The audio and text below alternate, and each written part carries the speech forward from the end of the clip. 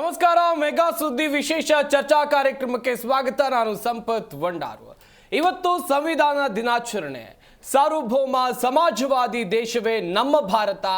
ನಮ್ಮ ಭಾರತದಲ್ಲಿನ ಸಂವಿಧಾನ ಇದೆಯಲ್ಲ, ಇದರ ಮಹತ್ವ ಎಲ್ರಿಗೂ ಕೂಡ ತಿಳಿಬೇಕು. ಪ್ರತಿಯೊಬ್ಬ ಪ್ರಜೆಗೂ ಕೂಡ ನಮ್ಮ ಸಂವಿಧಾನದಲ್ಲಿ ಏನೆಲ್ಲ ಇದೆ ಎಲ್ಲ ವಿಚಾರಗಳು ಗೊತ್ತಾಗಬೇಕು ಎನ್ನುವಂಥ ಉದ್ದೇಶದಿಂದ ಈ ಕಾರ್ಯಕ್ರಮವನ್ನು ಮಾಡ್ತಾ ಇದ್ದೀವಿ. ಇದೇ ಹೊತ್ತಿನ ವಿಶೇಷ ಸಂವಿಧಾನ ದಿನಾಚರಣೆ.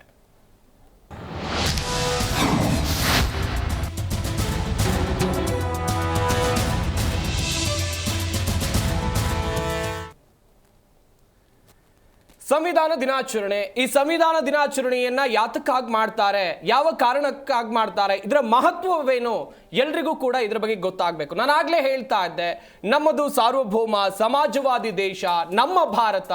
ಇಲ್ಲಿ ಸಾಕಷ್ಟು ಧರ್ಮದವರಿದ್ದಾರೆ, ಎಲ್ಲರೂ ಕೂಡ ಸಮಭಾವದಿಂದ ಇರಬೇಕು ಎನ್ನುವಂತ ನಿಟ್ಟಿನಲ್ಲಿ ಪ್ರಜಾಸತ್ತಾತ್ಮಕ ಗಣರಾಜ್ಯ, ಸಾಮಾಜಿಕ ಆರ್ಥಿಕ ಮತ್ತು ರಾಜಕೀಯ ನ್ಯಾಯ ಎಲ್ಲವೂ ಕೂಡ ಮುಖ್ಯ ವಿಚಾರ. ಅಭಿವ್ಯಕ್ತಿ, ಧರ್ಮಶ್ರದ್ಧೆ, ಹಾಗೆಯೇ ಭ್ರಾತೃತ್ವ ಭಾವನೆ ವೃದ್ಧಿಗೆ ದೇಶದ ಜನರಿಂದ ಶ್ರದ್ಧಾ ಸಂಕಲ್ಪ.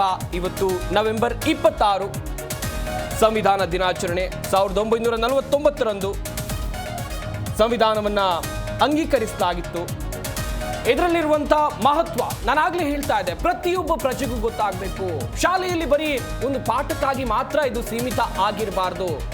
ಇದನ್ನ ಅನುಸರಿಸ್ಕೊಂಡು ಹೋಗಬೇಕು. ಓರ್ವ ಭಾರತೀಯ ಪ್ರಜೆಯಾಗಿ ವಿಶ್ವದಲ್ಲೇ ಅತ್ಯಂತ ಶ್ರೇಷ್ಠವಾದಂಥ ಸಂವಿಧಾನ ಅಂತ ಹೇಳಿದ್ರೆ ಅದು ಭಾರತದ ಸಂವಿಧಾನ. ಡಾಕ್ಟರ್ ಬಾಬಾ ಸಾಹೇಬ್ ಅಂಬೇಡ್ಕರ್ ಕೊಟ್ಟಂತ ಸಂವಿಧಾನದ ಮಹತ್ವವನ್ನ ತಿಳಿಸುವಂತ ಉದ್ದೇಶಕ್ಕಾಗಿ ಈ ಕಾರ್ಯಕ್ರಮವನ್ನ ಮಾಡ್ತಾ ಇದ್ದೀವಿ.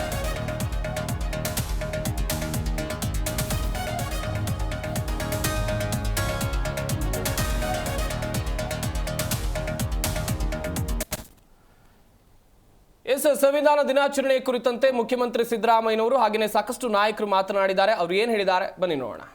ಯಾವುದೇ ಸೆಂಟ್ರಲ್ ಗೌರ್ಮೆಂಟ್ ಇರ್ಬೋದು ಅಥವಾ ರಾಜ್ಯ ಸರ್ಕಾರಗಳಿರ್ಬೋದು ಮತ್ತು ಸ್ಥಳೀಯ ಸಂಸ್ಥೆಗಳಿರ್ಬೋದು, ಅವೆಲ್ಲವೂ ಕೂಡ ಸಂವಿಧಾನದ ರೀತಿ ನಡೀಬೇಕು.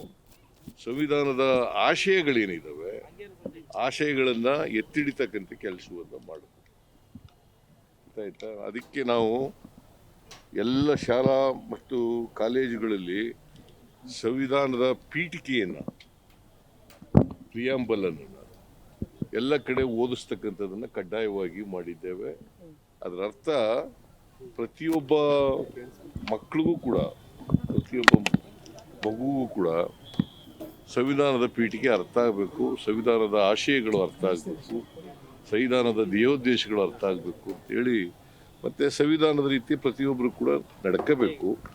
ಮತ್ತು ಏನು ಹಕ್ಕುಗಳು ಮತ್ತು ಬಾಧ್ಯತೆಗಳನ್ನು ಕೊಟ್ಟಿದೆ ಸಂವಿಧಾನದಲ್ಲಿ, ಆ ಹಕ್ಕುಗಳನ್ನು ಚಲಾಯಿಸ್ತಕ್ಕಂಥ, ಹಕ್ಕುಗಳನ್ನು ಪಡ್ಕೊಳ್ತಕ್ಕಂಥ ಮತ್ತು ಬಾಧ್ಯತೆಗಳನ್ನು ನಿರ್ವಹಿಸ್ತಕ್ಕಂಥ ಕೆಲಸವನ್ನು ಮಾಡಬೇಕು.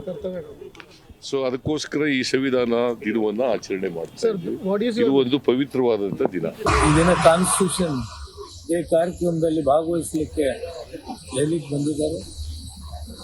ಒಳ ಮೀಸಲಾತಿ ವಿಷಯದಲ್ಲಿ ಅವರ ಜೊತೆಯಲ್ಲಿ ಚರ್ಚೆ ಮಾಡಿದ್ದಾರೆ. ಅವರು ಒಬ್ಬ ಕಮಿಷನ್ ಅಪಾಯಿಂಟ್ ಮಾಡಿದ್ದಾರೆ.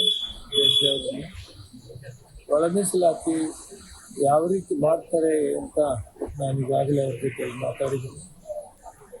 ನಮ್ಮ ರಾಜ್ಯದಲ್ಲಿ ಕೂಡ ಮಾನ್ಯ ಮುಖ್ಯಮಂತ್ರಿಗಳು ಈಗ ಕಮಿಷನ್ ಅಪಾಯಿಂಟ್ ಮಾಡಿದ್ದಾರೆ. ಜಸ್ಟಿಸ್ ನಾಗಮೋಹನ್ ದಾಸ್. ನಾವು 90 ದಿನ ಟೈಮ್ ಇಟ್ಟಿದೆ, ಅವ್ರು 60 ದಿನದಲ್ಲಿ ಮಾಡಬೇಕು ಅಂತ ನಿರ್ಣಯ ಮಾಡಿದ್ದಾರೆ. ಅವರೇನೆಲ್ಲ ಕೆಲವೇ ದಿನಗಳಲ್ಲಿ ಅದೊಂದು ನಿರ್ಣಯ ಮಾಡ್ತಾರೆ. ಅದರ ಬಗ್ಗೆ ಯಾವ್ಯಾವ ರೀತಿ ಮಾಡ್ತೀವಿ ಅಂತ ಸುದೀರ್ಘವಾಗಿ ಚರ್ಚೆ ಮಾಡಿದ್ದೇನೆ. ಅವರು ಮಾಡೋದ್ರ ಬಗ್ಗೆ ತೀರ್ಮಾನಕ್ಕೆ ಬಂದಿದ್ದಾರೆ. ತುಂಬ ಸಂತೋಷ ಆಯಿತು. ರೇವಂತ್ ರೆಡ್ಡಿಯವರು ಮತ್ತು ಸರ್ಕಾರ ಎಲ್ಲರೂ ಕೂಡ ಒಳ ಮೀಸಲಾತಿ ಅವಶ್ಯಕತೆ ಇದೆ. ಅದರಲ್ಲಿ ಬರುವ ಎಲ್ಲ ಜಾತಿಗಳಿಗೂ ಸಂವಿಧಾನಬದ್ಧವಾಗಿ ಅವಕಾಶವನ್ನು ಮಾಡಿಕೊಡ್ಬೇಕಂತ ಒಂದು ನಿರ್ಣಯಕ್ಕೆ ಬಂದಿದ್ದಾರೆ. ಎಲ್ಲರೂ ಸಮವಾಗಿ ಹಂಚಿಕೊಂಡು ಮಾಡಿ ಬರ್ತಿದ್ರೆ ಸಂವಿಧಾನ ದಿನಾಚರಣೆ ಬಗ್ಗೆ ಮುಖ್ಯಮಂತ್ರಿ ಸಿದ್ದರಾಮಯ್ಯನವರು ಮಾತನಾಡಿದ್ರು. ಅವರು ಏನು ಹೇಳಿದ್ರು ಎಲ್ಲ ವಿಚಾರಗಳ ಕುರಿತಂತೆ ಗಮನಿಸಿದ್ರಿ. ಈ ಸಂವಿಧಾನದ ಮಹತ್ವದ ಕುರಿತಂತೆ ನಾವು ನಿಮಗೆ ಮಾಹಿತಿಯನ್ನು ಕೊಡ್ತಾ ಹೋಗ್ತೀವಿ. ನಮ್ಮ ಸ್ಟುಡಿಯೋದಲ್ಲಿ ಅತಿಥಿಗಳು ಕೂಡ ಜಾಯ್ನ್ ಆಗಿದ್ದಾರೆ. ಅವ್ರನ್ನ ಈ ಕಾರ್ಯಕ್ರಮಕ್ಕೆ ವೆಲ್ಕಮ್ ಮಾಡ್ಕೊಳ್ತಾ ಹೋಗ್ತೀನಿ. ಮೊದಲನೇದಾಗಿ ಹೈಕೋರ್ಟ್ ವಕೀಲರಾಗಿರುವಂತಹ ಸುನಿಲ್ ಗುನಾಪುರ್ ಅವರು ನಮ್ಮ ಈ ಕಾರ್ಯಕ್ರಮದಲ್ಲಿದ್ದಾರೆ. ಸರ್ ನಮಸ್ಕಾರ, ಕಾರ್ಯಕ್ರಮಕ್ಕೆ ಸ್ವಾಗತ. ಹಾಗೆಯೇ ಮತ್ತೊಬ್ಬರು ಹೈಕೋರ್ಟ್ ವಕೀಲರಾಗಿರುವಂತಹ RLN ಮೂರ್ತಿ ಅವರು ಕೂಡ ನಮ್ಮ ಈ ಕಾರ್ಯಕ್ರಮದಲ್ಲಿದ್ದಾರೆ. ಸರ್ ನಮಸ್ಕಾರ, ಕಾರ್ಯಕ್ರಮಕ್ಕೆ ಸ್ವಾಗತ. ರಾಜಕೀಯ ಚಿಂತಕರಾಗಿರುವಂತಹ ಶಶಿಕಾಂತ್ ಯಡಹಳ್ಳಿ ಅವರು ಕೂಡ ನಮ್ಮ ಈ ಕಾರ್ಯಕ್ರಮದಲ್ಲಿ ಜಾಯ್ನ್ ಆಗಿದ್ದಾರೆ. ಸರ್ ನಮಸ್ಕಾರ, ಕಾರ್ಯಕ್ರಮಕ್ಕೆ ಸ್ವಾಗತ. ಸುನಿಲ್ ಸರ್, ಗಮನಿಸ್ತಾ ಇದ್ರಿ, ಸಂವಿಧಾನದ ಮಹತ್ವ ಭಾರತದ ಪ್ರತಿಯೊಬ್ಬ ಪ್ರಜೆಗೂ ಗೊತ್ತಾಗಬೇಕು. ಅದು ಒಂದು ಪಾಠಕ್ಕೆ ಮಾತ್ರ ಸೀಮಿತ ಆಗಿರಬಾರ್ದು. ಯಾಕಂತ ಹೇಳಿದ್ರೆ ಪಾಠಕ್ಕೆ ಸೀಮಿತ ಆಗಿದ್ರೆ ಮಕ್ಕಳು ಓದ್ತಾರೆ, ಎಕ್ಸಾಮಿಗೆ ಬರೀತಾರೆ. ಆದ್ರೆ ಪ್ರತಿಯೊಬ್ಬ ಪ್ರಜೆಯ ಜೀವನದಲ್ಲೂ ಕೂಡ ಸಂವಿಧಾನದ ಅರಿವು ಇರಬೇಕು, ಅದರಂತೆ ಬಾಳ್ಬೇಕು. ಏನ್ ಹೇಳ್ತೀರಾ ಸರ್ ಸಂವಿಧಾನ ದಿನಾಚರಣೆ ಬಗ್ಗೆ?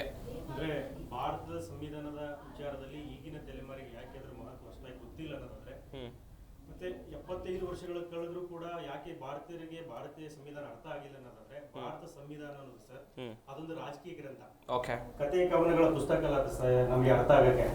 ಹಾಗಾಗಿ ಅದನ್ನ ಓದಿದ್ರೆ ಅರ್ಥ ಆಗಲ್ಲ, ಅದನ್ನ ಅಳವಡಿಸ್ಕೊಂಡ್ರೆ ಮಾತ್ರ ಅರ್ಥ ಆಗುತ್ತೆ. ಇಲ್ಲಿವರೆಗೂ ನೀವು ಹೇಳೋ ರೀತಿ ಶಾಲೆ ಕಾಲೇಜುಗಳಲ್ಲಿ ಯಾರು ಕೂಡ ಅದನ್ನ ಅರ್ಥೈಸೋ ಕೆಲಸ ಮಾಡಲಿಲ್ಲ. ಅದೇ ರೀತಿ ವಿದ್ಯಾರ್ಥಿಗಳಾದ ಕೂಡ ಓದೋ ಕೆಲಸ ಮಾಡಲಿಲ್ಲ. ಆಗ ಬಾಬಾ ಸಾಹೇಬ್ ಅಂಬೇಡ್ಕರ್ ಅವರು 75 ವರ್ಷಗಳ ಹಿಂದೆ, ಇವತ್ತಿಗೆ 75 ವರ್ಷಗಳ ಹಿಂದೆ ಪಾರ್ಲಿಮೆಂಟ್ ಅಲ್ಲಿ ಒಂದು ಮಾತನ್ನು ಹೇಳ್ತಾರೆ. ನಾನು ಬರೆದಂತ ಸಂವಿಧಾನ ತುಂಬಾ ಶ್ರೇಷ್ಠವಾದ ಸಂವಿಧಾನ ಅಂತ ಹೇಳ್ತಿದ್ದಾರೆ, ಉತ್ತಮವಾದ ಸಂವಿಧಾನ ಅಂತ ಹೇಳ್ತಿದ್ದಾರೆ. ಇದು ಉತ್ತಮವಾದ ಸಂವಿಧಾನ, ಹೌದು, ಧನ್ಯವಾದಗಳು. ಆದ್ರೆ ನಾನು ಬರೆದಂತ ಸಂವಿಧಾನ ಜಾರಿ ಮಾಡುವ ಜಾಗದಲ್ಲಿ ಸಂವಿಧಾನ ಆಶಯಗಳ ಪರವಾಗಿ ಇರಬೇಕು ಅಂತ ಹೇಳ್ತಾರೆ. ಈಗ ಭಾರತದ ಏನ್ 130ರಿಂದ 140 ಕೋಟಿ ಜನ ಇದೀವಲ್ಲ ಸರ್, ನಾವು ಸಂವಿಧಾನದ ಫಲಾನುಭವಿಗಳು. ಅರ್ಥ ಸಂವಿಧಾನದ ಆಶಯಗಳ ಪರವಾಗಿರೋರು ಅಂತ. ಹಾಗಾಗಿ ಇಲ್ಲಿರ್ತಕ್ಕಂಥ ನಾವೆಲ್ಲರೂ ಕೂಡ ಸಂವಿಧಾನ ಬಂದು 75 ವರ್ಷಗಳಾದ್ರೂ ಕೂಡ ಸಂವಿಧಾನದ ಆಶಯಗಳ ಪರವಾಗಿ ನಾವು ಇನ್ನೂ ಅರ್ಥ ಮಾಡ್ಕೊಂಡಿಲ್ಲ. ಸಂವಿಧಾನ ಅರ್ಥ ಆಗಬೇಕಾದ್ರೆ ಸಂವಿಧಾನದ ಪೂರ್ವ ಪೀಠಿಕೆ ಮೊದಲು ಅರ್ಥ ಆಗಬೇಕು. ಶಾಲಾ ಕಾಲೇಜುಗಳು ನೀವು ಹೇಳೋ ರೀತಿ ಇವತ್ತಿಗೂ ಕೂಡ ಅದೇನೋ ಒಂದು ಪಾಠದ ಸಲುವಾಗಿ ಮಾತ್ರ ಅದನ್ನ ಸಂವಿಧಾನವನ್ನು ಹಾಕಿತಿ ಸರ್. ಹಾಗಾಗಬಾರ್ದು. ಸಂವಿಧಾನವನ್ನು ದಿನನಿತ್ಯದ ಪಾಠ ಆಗಬೇಕು ವಿದ್ಯಾರ್ಥಿಗಳಿಗೆ ಅನ್ನೋದು ನಾನು ಹೇಳ್ತೀನಿ. ಎರಡನೇದಾಗಿ ರಾಜಕೀಯ ಪಕ್ಷಗಳು ಸೇರಿದಂತೆ ಎಲ್ಲರೂ ಕೂಡ ಅಡ್ವೊಕೇಟ್ಸು ಇಲ್ಲೇನಾಗಿದೆ ಗೊತ್ತಾ ಸರ್, ಸಂವಿಧಾನದ ವಿಚಾರ ಬಂದಾಗ ತಾಂತ್ರಿಕವಾಗಿ ನಾವೆಲ್ಲ ಓದ್ ಪಾಸ್ ಆಗ್ತೀವಿ, ತಾತ್ವಿಕವಾಗಿ ಅದರ ಅರ್ಥಗಳೇನನ್ನೋದು ನಾವು ಅರ್ಥ ಮಾಡ್ಕೊಳ್ಳಲ್ಲ. ಹಾಗಾಗಿ 75 ವರ್ಷ ಕಳೆದ ನಂತರ ಆದ್ರೂ ಕೂಡ ಭಾರತದಲ್ಲಿರ್ತಕ್ಕಂಥ ನಾವೆಲ್ಲರೂ ಕೂಡ ಸಂವಿಧಾನದ ಆಶಯಗಳನ್ನು ಅರ್ಥ ಮಾಡ್ಕೋಬೇಕಂತ ಹೇಳ್ತೀನಿ ಸರ್. ಎಸ್ ಸರ್, ತುಂಬಾ ಚೆನ್ನಾಗಿ ಹೇಳಿದ್ರಿ. ಮೂರ್ತಿ ಸರ್, ಸಂವಿಧಾನ ಪರಿಕಲ್ಪನೆ ತುಂಬಾ ಅದ್ಭುತ. ಯಾಕಂತ ಹೇಳಿದ್ರೆ ಡಾಕ್ಟರ್ ಬಾಬಾ ಸಾಹೇಬ್ ಅಂಬೇಡ್ಕರ್ ಕೊಟ್ಟಂತ ಸಂವಿಧಾನ ಇದೆಯಲ್ಲ, ವಿಶ್ವದಲ್ಲೇ ಶ್ರೇಷ್ಠವಾದಂತ ಸಂವಿಧಾನ, ಎಲ್ಲರೂ ಕೂಡ ಅಚ್ಚರಿ ಪಡುವಂತ ಸಂವಿಧಾನ, ಅದು ಕೂಡ ನಮ್ಮ ಭಾರತದ ಸಂವಿಧಾನ. ನೀವೇನು ಹೇಳ್ತೀರಾ ಸರ್? ಸರ್, ಮೊದಲನೇದಾಗಿ ಸಂವಿಧಾನ ದಿನಾಚರಣೆ ಶುಭಾಶಯಗಳು ಸಮಸ್ತ ಭಾರತೀಯರಿಗೆ. ನಾನು ನನ್ನ ಅಭಿಪ್ರಾಯ ಏನಂದರೆ, ಸಂವಿಧಾನ ಅನ್ನೋದು ಏನು, ಸಂವಿಧಾನ ಯಾಕೆ ಬಂತು, ನಮಗೆ ಸಂವಿಧಾನ ಯಾಕೆ ಬೇಕು, ಇದೆಲ್ಲ ನಾವು ಚರ್ಚೆ ಮಾಡಬೇಕಾಗುತ್ತೆ. ಮೊದಲನೇದಾಗಿ ನಾವು ಏನು ಬ್ರಿಟಿಷರು ನಮ್ಮನ್ನು ಆಳ್ವಿಕೆ ಮಾಡ್ತಿದ್ರು ಅವಾಗ, ಅವರು ನಮ್ಮ ಮೇಲೆ ಈ ಆಧುನಿಕ ಕಾನೂನುಗಳನ್ನ ಜಾರಿಗೊಳಿಸೋಕೆ ಶುರು ಮಾಡಿದ್ರು. ನಮ್ಮ ಭಾರತ ದೇಶದಲ್ಲಿ ಆಧುನಿಕ ರಾಜರು ಆಳ್ವಿಕೆ ಟೈಮಲ್ಲಿ ನಾವೇನು ನಮ್ಮಲ್ಲಿ ಕಾನೂನು ವ್ಯವಸ್ಥೆ ರಾಜ ತೀರ್ಮಾನ ಮಾಡಿದೆ ಕಾನೂನಾಗಿತ್ತು. ಬ್ರಿಟಿಷ್ ಪಾರ್ಲಿಮೆಂಟಿಂದ ನಮಗೆ ಕಾನೂನು ಬರೋವು. ಬ್ರಿಟಿಷ್ ಪಾರ್ಲಿಮೆಂಟಲ್ಲಿ ಮಂಡನೆ ಆಗಿ ನಮ್ಗೆ ಇಲ್ಲಿ ಅವರು ವಿಸ್ತರಣೆ ಮಾಡ್ದಂಗೆ ಕಾನೂನು ಕೊಡ್ತಾ ಹೋದರು. ನಾವು ಅದು ಅವರು ಶೋಷಣೆ ಮಾಡ್ತಾಯಿದ್ರು. ನಮಗೆ ಮೂಲಭೂತ ಹಕ್ಕು, ಮೂಲಭೂತ ಕರ್ತವ್ಯಗಳು, ಮೂಲಭೂತ ಸೌಕರ್ಯಗಳೆಲ್ಲ ಬಂದಿದ್ದೇ ನಮ್ಮ ಸಂವಿಧಾನದ ಒಂದು ನಿರ್ಮಾಣದಿಂದ. ಸಂವಿಧಾನ ಒಂದು ನಾವು ನವಭಾರತ ಹೆಂಗೆ ನಿರ್ಮಾಣ ಮಾಡ್ತರು, ನಮ್ಮ ಭಾರತ ನಿರ್ಮಾಣ ಆಯಿತು, ಇಂಡಿಯಾ ನಿರ್ಮಾಣ ಆಯಿತು, ಯೂನಿಯನ್ ಆಫ್ ಇಂಡಿಯಾ ನಿರ್ಮಾಣ ಆಯಿತು. ಅದನ್ನು ನಿರ್ವಹಣೆ ಮಾಡಲಿಕ್ಕೆ ಒಂದು ಕಾನೂನು ಬೇಕಾಗಿ ಬಂತು ನಮಗೆ. ಸರ್ಕಾರ ರಚನೆ ಹೆಂಗಾಗಬೇಕು, ರಾಜ್ಯಗಳು ಹೆಂಗೆ ರಚನೆ ಆಗಬೇಕು, ಕೇಂದ್ರ ಸರ್ಕಾರದ ಕರ್ತವ್ಯ ಏನು, ರಾಜ್ಯ ಸರ್ಕಾರದ ಕರ್ತವ್ಯ ಏನು. ಸರ್, ಮೊದಲನೇದಾಗಿ ನಾವು ಹೇಳ್ತೀವಿ ಸಂವಿಧಾನ ಶ್ರೇಷ್ಠ, ಅದು ಏನೇ ಶ್ರೇಷ್ಠ ಇರ್ಬೋದು, ನಾನು ಶ್ರೇಷ್ಠ ಇಲ್ಲ ಅಂತೇಳಿ. ಸಂವಿಧಾನ ಒಂದು ನಮಗೆ ಒಂದು ಮಾರ್ಗದರ್ಶಕ, ಸರ್ಕಾರ ಮಾರ್ಗದರ್ಶಕ. ನೋಡಿ, ಇದರಲ್ಲಿ ಸಂವಿಧಾನದಲ್ಲಿ ಮೂಲಭೂತ ಹಕ್ಕುಗಳೇ ಮೊದಲನೇದು. ಸಂವಿಧಾನ ಅಂದ ತಕ್ಷಣ ನಾವು ಜ್ಞಾಪಕ ಬರೋದು ನಮಗೆ ಸರ್ಕಾರ ಬಿಡಿ, ಹೈಕೋರ್ಟ್ ಬಿಡಿ, ಸುಪ್ರೀಂ ಕೋರ್ಟ್ ಬಿಡಿ, ಎಕ್ಸಿಕ್ಯೂಟಿವ್ ಅದೆಲ್ಲ ಆಮೇಲೆ. ಸರ್ಕಾರಿ ಸೇವೆ, ನಾಗರಿಕರು ನೇರವಾಗಿ ಟಚ್ ಆಗೋದು ಯಾವುದು ಅಂದರೆ ಮೂಲಭೂತ ಹಕ್ಕುಗಳು. ಸರ್ಕಾರದಿಂದ ಯಾವುದೇ ಒಂದು ಸರ್ಕಾರ, ರಾಜ್ಯ ಸರ್ಕಾರ ಆಗ್ಬೋದು, ಕೇಂದ್ರ ಸರ್ಕಾರ ಆಗ್ಬೋದು, ಅಲ್ಲಿ ಕೆಲಸ ಮಾಡ್ತಕ್ಕಂಥ ಯಾವುದೇ ಒಬ್ಬ ವ್ಯಕ್ತಿ, ಒಬ್ಬ ಖಾಸಗಿ ವ್ಯಕ್ತಿ ಮೇಲೆ, ಅವ್ರ ಮೇಲೆ ಏನಾದರೂ ಒಂದು ಅವನಿಗೆ ಉಲ್ಲಂಘನೆ ಆಯಿತು ಅಂದರೆ ಅವನ ಹಕ್ಕು ಸರ್, ಈಗ ಸಂವಿಧಾನ ಅಂದರೆ ಹಕ್ಕು ಕೊಟ್ಟಿರೋದು. ಹಕ್ಕನ್ನ ಜಾರಿಗೊಳಿಸಲಿಕ್ಕೆ, ಹಕ್ಕನ್ನ ಪ್ರತಿಪಾದಿಸಲಿಕ್ಕೆ ನಮ್ಗೆ ಸಂವಿಧಾನ ಬೇಕು. ಆ ಸಂವಿಧಾನ ನಮ್ಮ ಬಾಬಾ ಸಾಹೇಬ್ ಅಂಬೇಡ್ಕರ್ ಅಧ್ಯಕ್ಷತೆಯಲ್ಲಿ, ಡಾಕ್ಟರ್ ರಾಜೇಂದ್ರ ಪ್ರಸಾದ್ ಅವರ ಒಂದು ಅಧ್ಯಕ್ಷತೆಯಲ್ಲಿ ಡ್ರಾಫ್ಟಿಂಗ್ ಕಮಿಟಿ ಅಧ್ಯಕ್ಷರಾಗಿದ್ದರು ಅಂಬೇಡ್ಕರ್, ಸನ್ಮಾನ ಬಾಬಾ ಸಾಹೇಬ್ ಅಂಬೇಡ್ಕರ್ ಅವರು. ಇವರೆಲ್ಲ ಸೇರಿ ಒಂದು ಕಾನೂನು ಚೌಕಟ್ಟು ಮಾಡ್ತಾರೆ ನಮಗೆ. ನಮ್ಮಲ್ಲೇನು ಪಂಚಾಯತ್ ರಾಜ್ ವ್ಯವಸ್ಥೆಯಿಂದ ಪಾರ್ಲಿಮೆಂಟ್ ವ್ಯವಸ್ಥೆವರೆಗೂ ವಿದೇಶಕ್ಕೆ ಸಂಬಂಧಗಳನ್ನ ನಾವು ಹೊಂದಿದ್ದೀವಿ. ಅದಕ್ಕೆಲ್ಲ ಮೂಲ ದಾಖಲೆ ಯಾವುದು ಅಂದರೆ ಒಂದು ದೇಶದ ಕಾನೂನು. ನಾವೇ ಮಾಡ್ಕೊಂಡಂಥ ಪ್ಯೂರ್ ಕಾನೂನು, ನಮ್ಮ ದೇಶದ ಪ್ರಜೆಗಳೇ ನಮ್ಮ ದೇಶದ ಪಾರ್ಲಿಮೆಂಟಲ್ಲಿ ಮಾಡ್ತಕ್ಕಂಥ ಕಾನೂನು, ಅದು ಸಂವಿಧಾನ. ಅದು ಇವತ್ತು ಪಾರ್ಲಿಮೆಂಟ್ ಅಂಗೀಕಾರ ಆಯಿತು. ಅದು ಜಾರಿಗೆ ಬಂದಿದ್ದು 26 ಜನವರಿ. ಅದು ಜಾರಿಗೊಳಿಸಿದ್ದು ಬೇರೆ. ಬಟ್ ಸಂವಿಧಾನ ಯಾಕೆ ಬಂತು ಅಂದರೆ ಒಬ್ಬ ಭಾರತದ ಪ್ರಜೆಯನ್ನು ರಕ್ಷಣೆ ಮಾಡಲಿಕ್ಕೆ. ಈಗ ನಮ್ಮಲ್ಲಿ ವೋಟ್ ಹಾಕೋಕ್ಕೆ ಅಧಿಕಾರ ಇರಲಿಲ್ಲ, ಆಸ್ತಿ ಜಮೀನು ಹೊಂದಕ್ಕೆ ಅಧಿಕಾರ ಇರಲಿಲ್ಲ, ಆಮೇಲೆ ಶೋಷಿತ ವರ್ಗದವ್ರಿಗೆ ಆಸ್ತಿ ಹೊಂದಂಗಿರಲಿಲ್ಲ. ಈಗ ಏನಾಗುತ್ತೆ, ಸನ್ಮಾನ್ಯ ಅಂಬೇಡ್ಕರ್ ಅವರು ಕೇವಲ ಶೋಷಿತ ವರ್ಗನ ರಕ್ಷಣೆ ಮಾಡೋ ಜೊತೆಗೆ ಭಾರತ ಪ್ರಜೆಗಳಿಗೆ ಮೂಲಭೂತ ಹಕ್ಕುಗಳು ಕೊಟ್ಟರು. ನಮ್ಮಲ್ಲಿ ಮೂಲಭೂತ ಕರ್ತವ್ಯಗಳು ಅಂತ ಇತ್ತು. ಈಗ ಅದನ್ನು ಪುಸ್ತಕದಲ್ಲಿ ನಾವು ಓದಬೇಕಾದ್ರೆ, ಚಿಕ್ಕ ಮಕ್ಕಳು ನಾವು ಮೊದಲನೇ ವರ್ಷ ಓದಬೇಕಾದ್ರೆ ಒಂದು ಕಡೆ ಭಾರತ ಸಂವಿಧಾನದ ಏನು ಮೂಲಭೂತ ಹಕ್ಕುಗಳು ಕೊಟ್ಟರು, ನಮಗೆ ಮೂಲಭೂತ ಕರ್ತವ್ಯಗಳು ಕೊಟ್ಟರು. ಇದಾದಮೇಲೆ ಒಕ್ಕೂಟ ವ್ಯವಸ್ಥೆಯಲ್ಲಿ ಎಲ್ಲ ಭಾಷಿಕರಿಗೆ, ಎಲ್ಲ ಜಾತಿ ಜನರಿಗೆ, ಎಲ್ಲ ವರ್ಗದ ಜನರಿಗೆ ಸಮಾನ ಹಕ್ಕು ಕೊಟ್ಟರು. ಸರ್, ಈ ದೇಶದಲ್ಲಿ ಒಬ್ಬ ಸಾಮಾನ್ಯ ಪ್ರಜೆನೂ ಪ್ರಧಾನಮಂತ್ರಿ ಆಗ್ಬೋದು, ಒಬ್ಬ ಸಾಮಾನ್ಯ ಪ್ರಜೆನೂ ಕಾನೂನು ತಿಳ್ಕೊಂಡು ಚೀಫ್ ಜಸ್ಟಿಸ್ ಆಫ್ ಇಂಡಿಯಾ ಆಗ್ಬೋದು, ಒಬ್ಬ ಸಾಮಾನ್ಯ ಪ್ರಜೆನೂ ಸಹ ಕಾನೂನು ತಿಳ್ಕೊಂಡು ಸಂವಿಧಾನದ ಅಡಿಯಲ್ಲಿ ಪ್ರಧಾನಮಂತ್ರಿ, ಮುಖ್ಯಮಂತ್ರಿ ಆಗ್ಬೋದು. ಇದೆಲ್ಲಕ್ಕೆ ಒಂದು ನೀಲಿ ನಕ್ಷೆ ಅಂತಲ್ಲ, ಇದು ಒಂದು ಗ್ರಂಥ. ನಮಗೆ ಇದು ನಮ್ಮ ಭಾರತ ನಡೆಸಲಿಕ್ಕೆ ಭಾರತ ಪ್ರಜೆಗಳಿಗೋಸ್ಕರ ನಿರ್ಮಾಣ ಆಗಿರ್ತಕ್ಕಂಥ ಒಂದು ಗ್ರಂಥ, ಒಂದು ಕಾನೂನು ಅಂದರೆ ಅದು ಸಂವಿಧಾನ. ಅದರಂತೆ ಎಲ್ಲ ನಡಿಬೇಕು. Well sir, well Shashikant sir, ಮುಂದಿನ ಹಂತದಲ್ಲಿ ನಿಮ್ಮನ್ನು ಮಾತನಾಡ್ತಾ ಹೋಗ್ತೀನಿ.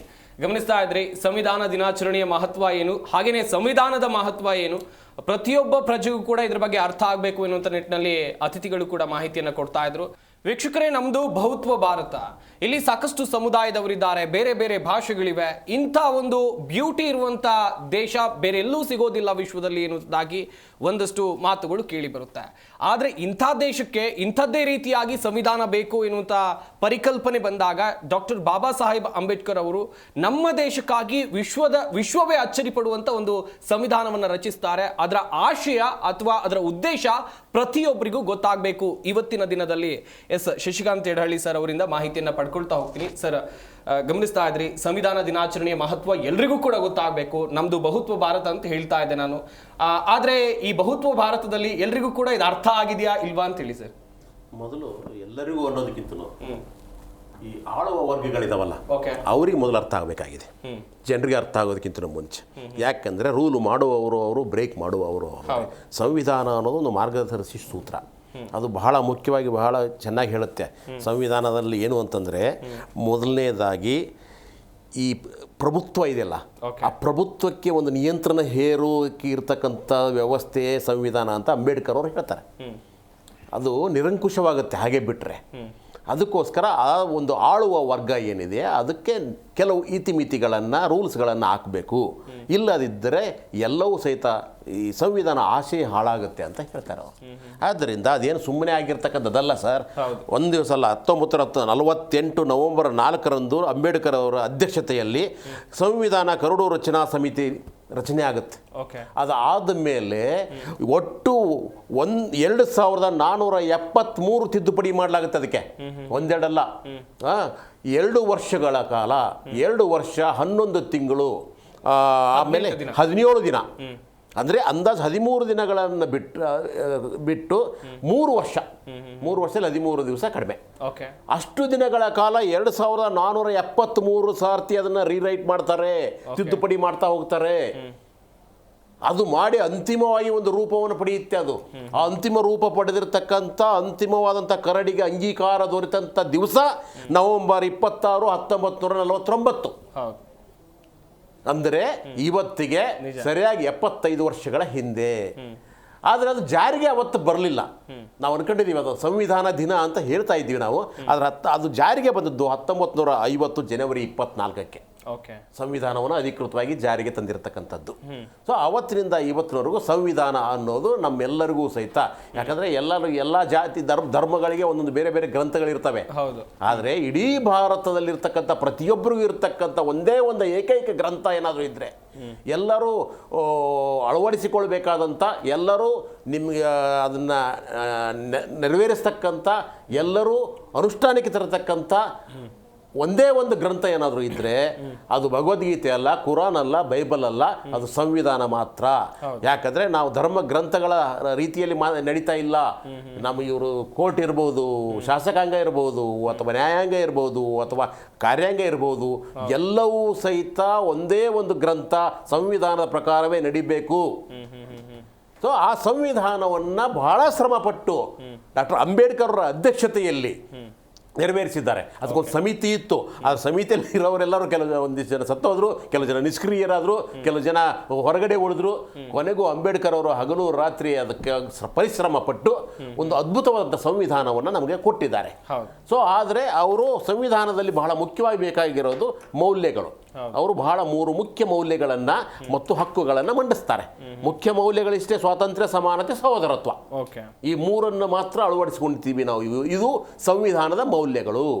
ಅದೇ ರೀತಿಯಾಗಿ ನಮಗೆ ಕೆಲವು ಜನ ಹಕ್ಕುಗಳನ್ನು ಕೊಟ್ಟಿದ್ದಾರೆ ಭಾರತೀಯರಿಗೆ. ಅದು ಏನಂದ್ರೆ ಸಮಾನತೆ ಹಕ್ಕಿದೆ, ಸ್ವಾತಂತ್ರ್ಯದ ಹಕ್ಕು, ಶೋಷಣೆ ವಿರುದ್ಧ ಹಕ್ಕು, ಧಾರ್ಮಿಕ ಸ್ವಾತಂತ್ರ್ಯದ ಹಕ್ಕು, ಸಾಂಸ್ಕೃತಿಕ ಮತ್ತು ಶೈಕ್ಷಣಿಕ ಹಕ್ಕು, ಮತ್ತು ಸಂವಿಧಾನಬದ್ಧವಾದಂಥ ಪರಿಹಾರವನ್ನು ಪಡೆಯತಕ್ಕಂಥ ಹಕ್ಕು. ಇಷ್ಟು ಹಕ್ಕುಗಳನ್ನು ನಮಗೆ ಅಂದರೆ ಭಾರತೀಯರಿಗೆ ಸಂವಿಧಾನ ಕೊಟ್ಟಿದೆ. ಸೊ ಇವಾಗ ಬಹಳ ಮುಖ್ಯವಾಗಿರ್ತಕ್ಕಂಥದ್ದು ಏನು ಅಂತಂದರೆ ಸಂವಿಧಾನದ ಉದ್ದೇಶ. ನಿಜ, ಗೊತ್ತಾಗಬೇಕು ಅದು ಉದ್ದೇಶ ಏನು, ಅದು ನೆರವೇರಿದೆಯಾ, ಅನುಷ್ಠಾನಗೊಂಡಿದೆಯಾ ಅನ್ನೋದು.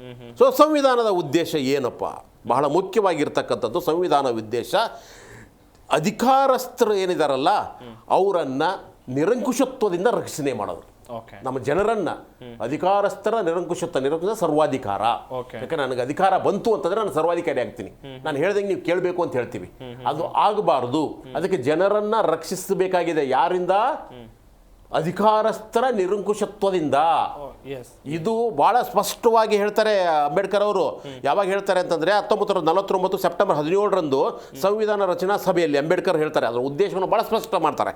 ಆ ಸ್ಪಷ್ಟವಾದ ಉದ್ದೇಶ ಇಷ್ಟೇ: ಪ್ರಭುತ್ವದ ಅಂಗಗಳನ್ನು ಸೃಷ್ಟಿಸುವುದಷ್ಟೇ ಸಂವಿಧಾನದ ಉದ್ದೇಶ ಅಲ್ಲ. ಅಂದ್ರೆ ಕಾರ್ಯಾಂಗ ನ್ಯಾಯಾಂಗಗಳನ್ನ ಹೇಳುವುದು ಮಾತ್ರ ಅಲ್ಲ.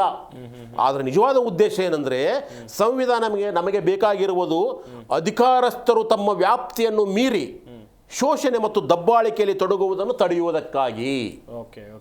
ಅಂಬೇಡ್ಕರ್ ಅವರು ಹೇಳ್ತಾರೆ. ಅದರ ಜೊತೆಗೆ ಅಧಿಕಾರದ ಪರಿಮಿತಿ ನಿಗದಿಯಾಗಿದ್ದರೆ ನಿರಂಕುಶ ಆಡಳಿತ ಮತ್ತು ದಬ್ಬಾಳಿಕೆ ಆಗುತ್ತದೆ. ನಿಗದಿ ಆಗದೇ ಇದ್ರೆ ಅದೇ ಸಾಂವಿಧಾನಿಕತೆ ಎನ್ನುವ ಪರಿಕಲ್ಪನೆಯನ್ನು ಅಂಬೇಡ್ಕರ್ ಅವರು ನಮ್ಮ ಮುಂದೆ ಇಡ್ತಾರೆ. ಅದರ ಉದ್ದೇಶ ಇಷ್ಟೇ, ಭಾಳ ಸ್ಪಷ್ಟವಾಗಿ ಹೇಳೋದು ಅಂತಂದರೆ ಅಧಿಕಾರಸ್ಥರಿಂದ, ಅವರ ಅಹಂಕಾರದಿಂದ, ಅವರ ಸರ್ವಾಧಿಕಾರ ಧೋರಣೆಯಿಂದ, ಅವರ ಭ್ರಷ್ಟಾಚಾರದಿಂದ ಜನರನ್ನು ರಕ್ಷಿಸಲಿಕ್ಕೆ. ಅದರ ಜೊತೆಗೆ ಎರಡನೇದು ಹೇಳ್ತಾರೆ, ಚುನಾಯಿತ ಸರ್ಕಾರಗಳನ್ನು ಕಾನೂನಿನ ಪರಿಮಿತಿಯಲ್ಲಿ ಇರಿಸಿಕೊಳ್ಳಲು. ಇಲ್ಲಾಂದ್ರೆ ಬಿಟ್ಟರೆ ಹೊರಟೋಗ್ಬಿಡ್ತವೆ ಅವು. ಅದಕ್ಕೆ ಅವುಗಳ ಕಾನೂನಿನ ಮಿತಿಯಲ್ಲಿ ಚುನಾಯಿತ ಸರ್ಕಾರಗಳನ್ನು ತರಬೇಕಾಗಿದೆ. ಆ ಕೆಲಸವನ್ನು ಮಾಡುತ್ತೆ. ಆಮೇಲೆ ಜನರ ಮೂಲಭೂತ ಹಕ್ಕುಗಳನ್ನು ಪ್ರಭುತ್ವದ ದಾಳಿಗಳಿಂದ ಕಾಪಾಡಲು. ನಿಜ.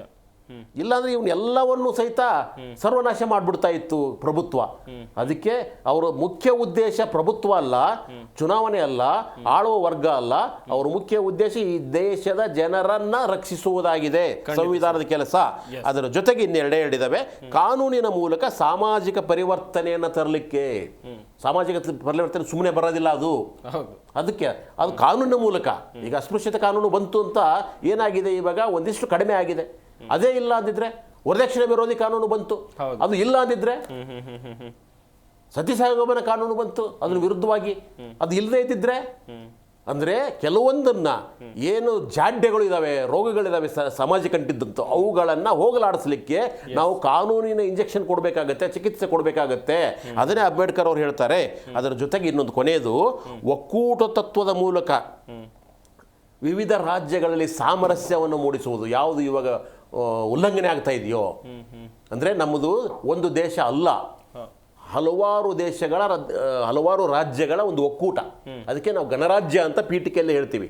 ಗಣರಾಜ್ಯ ಅಂತಂದ್ರೆ ಎಲ್ಲ ರಾಜ್ಯಗಳಿಗೂ ಸಹಿತ ತನ್ನದೇ ಆದಂಥ ಸ್ವಾಯತ್ತತೆ ಇರುತ್ತೆ. ಹೌದು, ನಿಜ. ಆ ಸ್ವಾಯತ್ತತೆನ ಒಡೆದು ಹಾಕಿ ಏಕತ್ವವನ್ನು ತರ್ತಕ್ಕಂಥದ್ದು ಬಹಳ ಅಪಾಯಕಾರಿ. ಅದು ಸಂವಿಧಾನ ವಿರುದ್ಧವಾದ ಕೆಲಸ. ಅದು ಆಗಬಾರದು ಅಂತ ಅಂಬೇಡ್ಕರ್ ಅವರು ಅವತ್ತೇ ಹೇಳಿದ್ರು. ನೋಡಿ, ಯಾವುದೇ ಕಾರಣಕ್ಕೂ ಸಹಿತ ಒಕ್ಕೂಟ ತತ್ವವನ್ನು ಮೀರುವ ಹಾಗಿಲ್ಲ. ಹೌದು, ಎಸ್ ಎಸ್ ಎಸ್. ತುಂಬ ಚೆನ್ನಾಗಿ ಹೇಳ್ತಾ ಇದ್ರಿ ಸರ್, ಸಂವಿಧಾನದ ಉದ್ದೇಶ ಏನು ಅಂತೇಳಿ. ಆದರೆ ಆ ಸಂವಿಧಾನದ ಉದ್ದೇಶಗಳು ಈಡೇರಿದ್ವಿಯಾ ಎನ್ನುವಂಥ ಪ್ರಶ್ನೆಗಳು ಕೂಡ ಹುಟ್ಟಿಕೊಳ್ತಾ ಇದೆ. ಸುನಿಲ್ ಸರ್, ಸಂವಿಧಾನ ರಚನೆ ಮಾಡುವಾಗ ಸರ್ ಕೂಡ ಹೇಳ್ತಾ ಇದ್ರು, ಸಂವಿಧಾನ ಸಮಿತಿಯಲ್ಲಿ ಸಾಕಷ್ಟು ಜನ ಇದ್ರು. ನಾನು ಕೂಡ ಪೀಠಿಕೆಯಲ್ಲಿ ಹೇಳಿದೆ, ನಮ್ಮ ದೇಶದಲ್ಲಿ ಸಾಕಷ್ಟು ಸಮುದಾಯಗಳಿವೆ, ಸಾಕಷ್ಟು ಭಾಷೆಗಳಿವೆ, ಸಾಕಷ್ಟು ಸಂಸ್ಕೃತಿಗಳಿವೆ, ಭಿನ್ನ ವಿಭಿನ್ನ ಪರಿಕಲ್ಪನೆಗಳಿವೆ. ಆದ್ರೆ ಎಲ್ರಿಗೂ ಸಮಾನವಾಗಿರ್ಬೇಕು ಎನ್ನುವಂತ ನಿಟ್ಟಿನಲ್ಲಿ ಡಾಕ್ಟರ್ ಬಾಬಾ ಸಾಹೇಬ್ ಅಂಬೇಡ್ಕರ್ ಅವರು ಸಂವಿಧಾನವನ್ನ ರಚನೆ ಮಾಡುವಾಗ ಎಲ್ರಿಗೂ ಸಮಪಾಲು ಸಮಬಾಳು, ಇದು ಆ ಪರಿಕಲ್ಪನೆ ಬಗ್ಗೆ ಹೇಳ್ತಾ ಹೋಗೋದಾದ್ರೆ ಸರ್. ಸರ್, ತುಂಬಾ ಒಳ್ಳೆ ಪ್ರಶ್ನೆ ಸರ್. ನಾನು ನಿರೀಕ್ಷೆ ಮಾಡಿದ್ದೆ ಅದು. ಮೊದಲಿಗೆ ಹೇಳ್ದಂಗೆ ಭಾರತ ಸಂವಿಧಾನದ ಪೂರ್ವ ಪೀಠಿಕೆ ಅರ್ಥ ಆಗಿಲ್ಲ ಅಂದರೆ ಭಾರತ ಸಂವಿಧಾನದ ಒಟ್ಟು ಆಶಯಗಳು ಅರ್ಥ ಆಗಲ್ಲ ಅಂತ. ಈಗ ಭಾರತ ಸಂವಿಧಾನದ ಒಡ್ನ ಪೂರ್ವ ಪೀಠಿಕೆಯನ್ನು 3 ವಿಭಾಗಗಳಲ್ಲಿ ನಾವು ಅರ್ಥೈಸೋದಾದರೆ, ಅದನ್ನು ಪರಿಕಲ್ಪನೆ ವಿಸ್ತರಿಸೋದಾದರೆ ಸರ್, ಮೊದಲನೇದೇ ಭಾಗ ಭಾರತದ ಪ್ರಜೆಗಳಾದ ನಾವು ಭಾರತವನ್ನು ಸಾರ್ವಭೌಮ ಸಮಾಜವಾದಿ ಧರ್ಮ ನಿರಪೇಕ್ಷ ಪ್ರಜಾಸತ್ತಾತ್ಮಕ ಗಣರಾಜ್ಯವನ್ನಾಗಿ ರೂಪಿಸುವುದಕ್ಕಾಗಿ ಅಂದೆ. ಈ ಮೊದಲನೇ ಭಾಗ ಏನು ಹೇಳುತ್ತೆ ಸರ್, ಸಂವಿಧಾನದ ಪೂರ್ವಪೀಠಿಕೆ ಭಾರತ ಮುಂದಿನ ದಿನಗಳಲ್ಲಿ ಏನಾಗಬೇಕು ಅನ್ನೋದನ್ನ ಈ 3 ಪರಿಕಲ್ಪನೆ ಹೇಳುತ್ತದೆ. ಮೊದಲನೇ ಪದ ಏನಪ್ಪ ಅಂದರೆ ಸಾರ್ವಭೌಮ. ಸಾರ್ವಭೌಮ ಅಂದರೆ ಭಾರತ ಇಲ್ಲಿವರೆಗೂ ಬ್ರಿಟಿಷರ ದಾಸ್ಯಕ್ಕೆ ಒಳಪಟ್ಟಿತ್ತು, ಇನ್ನು ಮುಂದೆ ನಾವು ಸ್ವತಂತ್ರರಾಗಿದ್ದೀವಿ, ಆಂತರಿಕವಾಗಲಿ ಬಾಹ್ಯಿಕವಾಗಲಿ ಭಾರತವನ್ನು ನಿಯಂತ್ರಿಸುವ ಶಕ್ತಿ ಇನ್ನೊಂದಿಲ್ಲ. ಅದು ಸಾರ್ವಭೌಮದ ಪರಿಕಲ್ಪನೆ ಅರ್ಥ. ಆ ಸಾರ್ವಭೌಮ ಪರಿಕಲ್ಪನೆ ಇನ್ನೊಂದು ಅರ್ಥ ಏನಂದ್ರೆ ಸರ್, ಸ್ವತಂತ್ರ ಹೋರಾಟದ ಗಾಢ ನೆನಪುಗಳು ಆ ಪರಿಕಲ್ಪನೆಯಲ್ಲಿದೆ. ಇನ್ನು ಎರಡನೇದಾಗಿ ಸಮಾಜವಾದಿ ಪರಿಕಲ್ಪನೆ. ಸಮಾಜವಾದಿ ಪರಿಕಲ್ಪನೆ ಅನ್ನೋದಾದ್ರೆ ದೇಶದ ಸಂಪತ್ತು ಕೆಲವು ಜನರ ಹತ್ರ ಶೇಖರಣೆ ಆಗಬಾರ್ದು, ಭಾರತದ ಒಟ್ಟು ಸಂಪತ್ತು ಎಲ್ಲ ಭಾರತೀಯರಿಗೆ ಸಮಾನವಾಗಿ ಹಂಚಿಕೆ ಆಗಬೇಕು, ಅಥವಾ ಆಳುವ ಸರ್ಕಾರಗಳು ಆ ನಿಟ್ಟಿನಲ್ಲಿ ಕಾರ್ಯಯೋಜನೆಗಳು ರೂಪಿಸಬೇಕನ್ನೋದೇ ಸಮಾಜವಾದಿ ಪರಿಕಲ್ಪನೆಯ ಉದ್ದೇಶ.